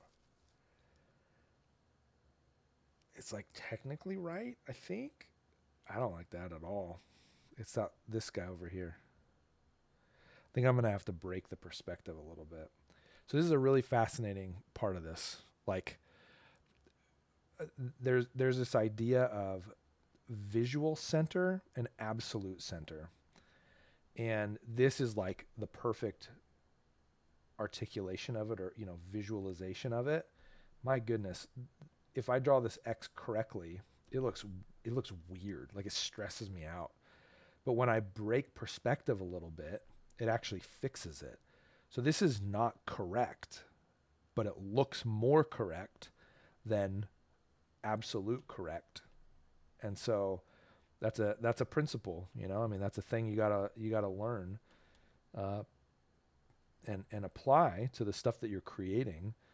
This to me is the potential for, you know, artificial intelligence to sort of be undone, would be my guess, because, and I think this is a piece of what you even see with the artwork that we're currently seeing being generated by artificial intelligence. It's clear that it's operating on a mathematical principle.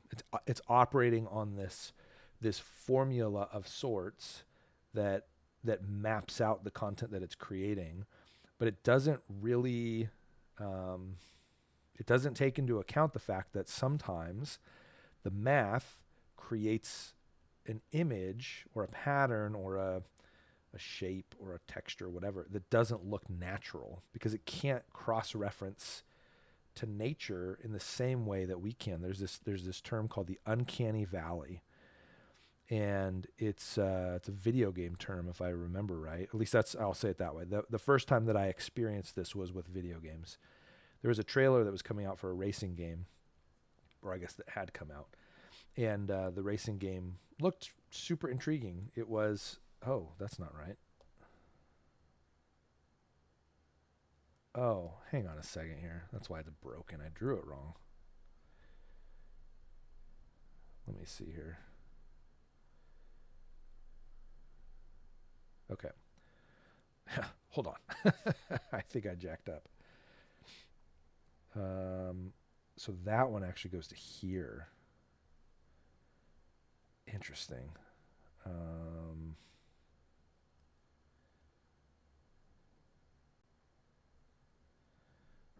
Yeah, that's gross. All right, let's try it again. So I'm going to go from here to the corner. Basically a different type of X.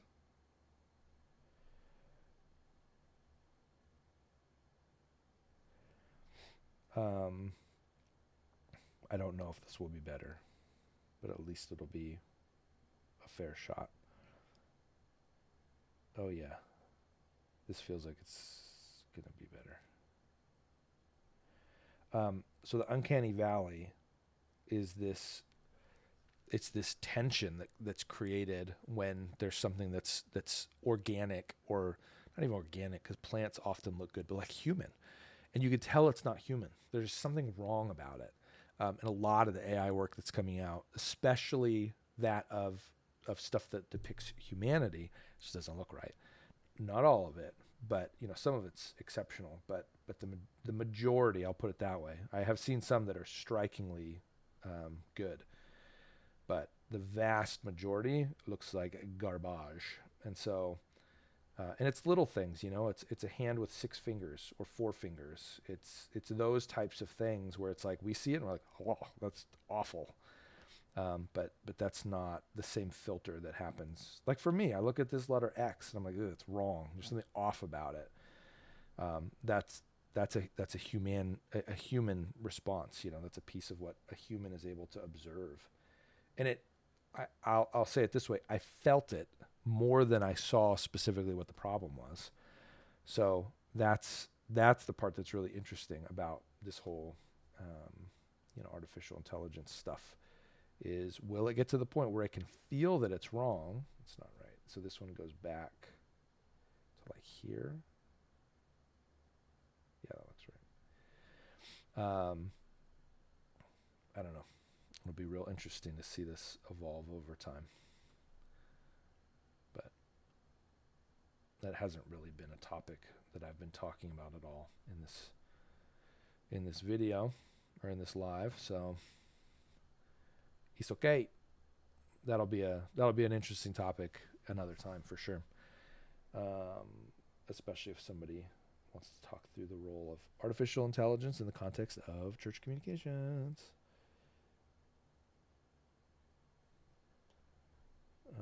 Right. I think that's a decent X. That was tricky. That's trickier than first time's always a tricky time when you're trying to draw a new letter, though. All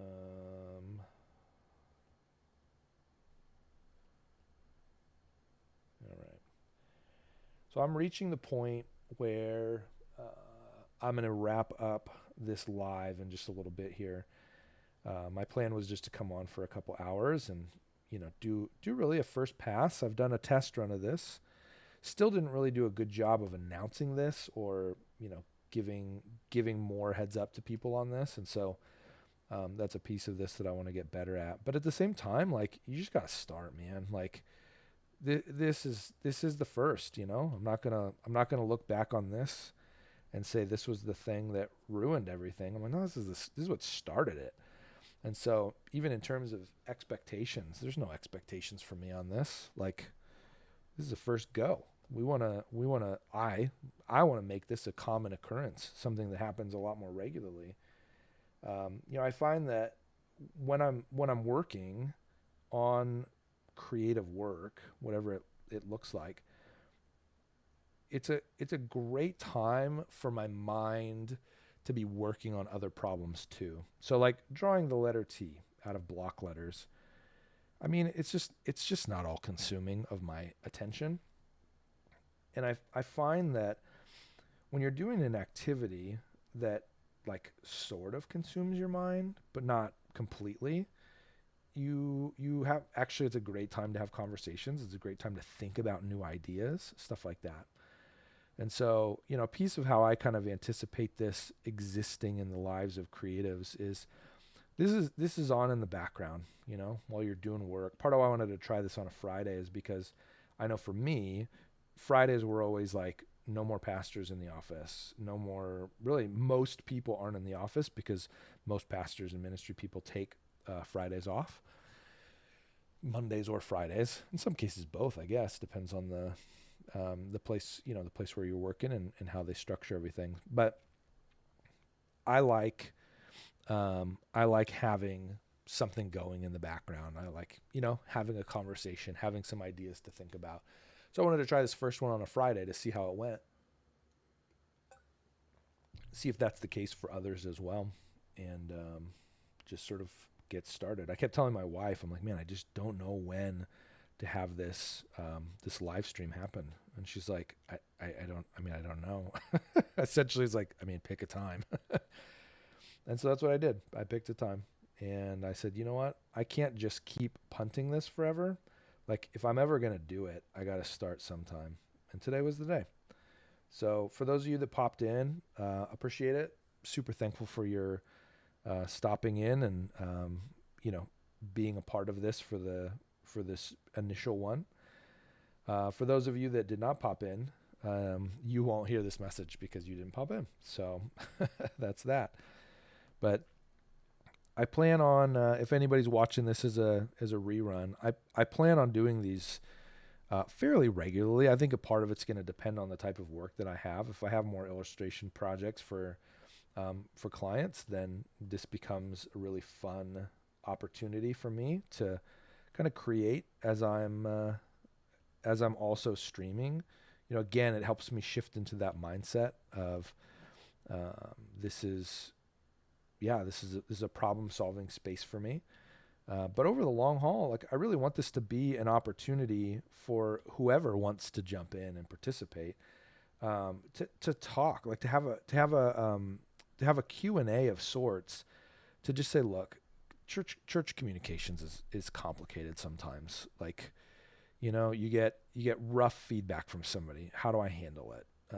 I feel like my ideas aren't ever being heard. How do you navigate that? What can I do today to help me be heard better or heard more in my organization? What are areas, where I can grow in my leadership in some of these things? So there, for me, that's really what the goal is of this, is I want this to be an opportunity to have some of those conversations, to say, hey, what can you do to grow, to be, I don't want to say advancing your career. That's sort of it, but it's more than that. This isn't just a, how to get ahead kind of a conversation, but it's how do you leverage the position you've been given, a position in your church. If you're in the space of church communications, that's who I'm, really talking to more than anybody. How do you step into what you bring to the table for your organization when they're not listening? So you have a leadership team and they don't hear your ideas. They don't want to hear your ideas. They disagree with your ideas. You're the pathway to creativity in your church. So what do you do with that? How do you respond to that? Those are the things that for me, really that frames the majority of the content that I'm putting out in general, both the shorts and the long form content. You have the podcast, you have the teaching stuff, the educational components kind of on Wednesdays. And then on Friday, you have the coaching conversations. That's what informs those things. I want churches to be able to leverage creativity well. And the pathway to that is the church communications leader being effective and being heard in their organization. So how do we get there from here? That's the conversation that really is on my mind and is on my heart. And I believe that is what God is calling me to build this business for, is to help grow creatives from creative executors into creative leaders so that the church benefits. So that's the angle, behind all of this stuff. That's the goal with all of this content that I'm putting out. And then this becomes a forum now to have a two-way conversation, because a lot of this stuff, you could ask a comment, but it's tricky to just, here's my response in 200 characters or whatever. It's a complicated part of the relationship. It limits it. It feels a little bit more one way in that context. So I hope that these lives become a two-way conversation for you, and they become an opportunity for some of these specific and acute challenges to be addressed and to be navigated. So if that's something that feels like, yes, that's what we need to do, we need to get there, great. then tune in when you see these things popping up. And I'm going to be working on making more of a rhythm of these things so that they can be a little bit more anticipated. But thanks for those that popped in. If you're watching it on replay, thanks for watching on replay. I hope that maybe you picked up some tips along the way in terms of layout, in terms of approaching illustration, things like that. And if there are other topics that you feel like would be helpful to navigate in a live, I would love to navigate those things as well. So just leave a comment on the live, even if you are watching it after the fact. And those will be things that I'll consider when it comes to creating new content. So thank you. And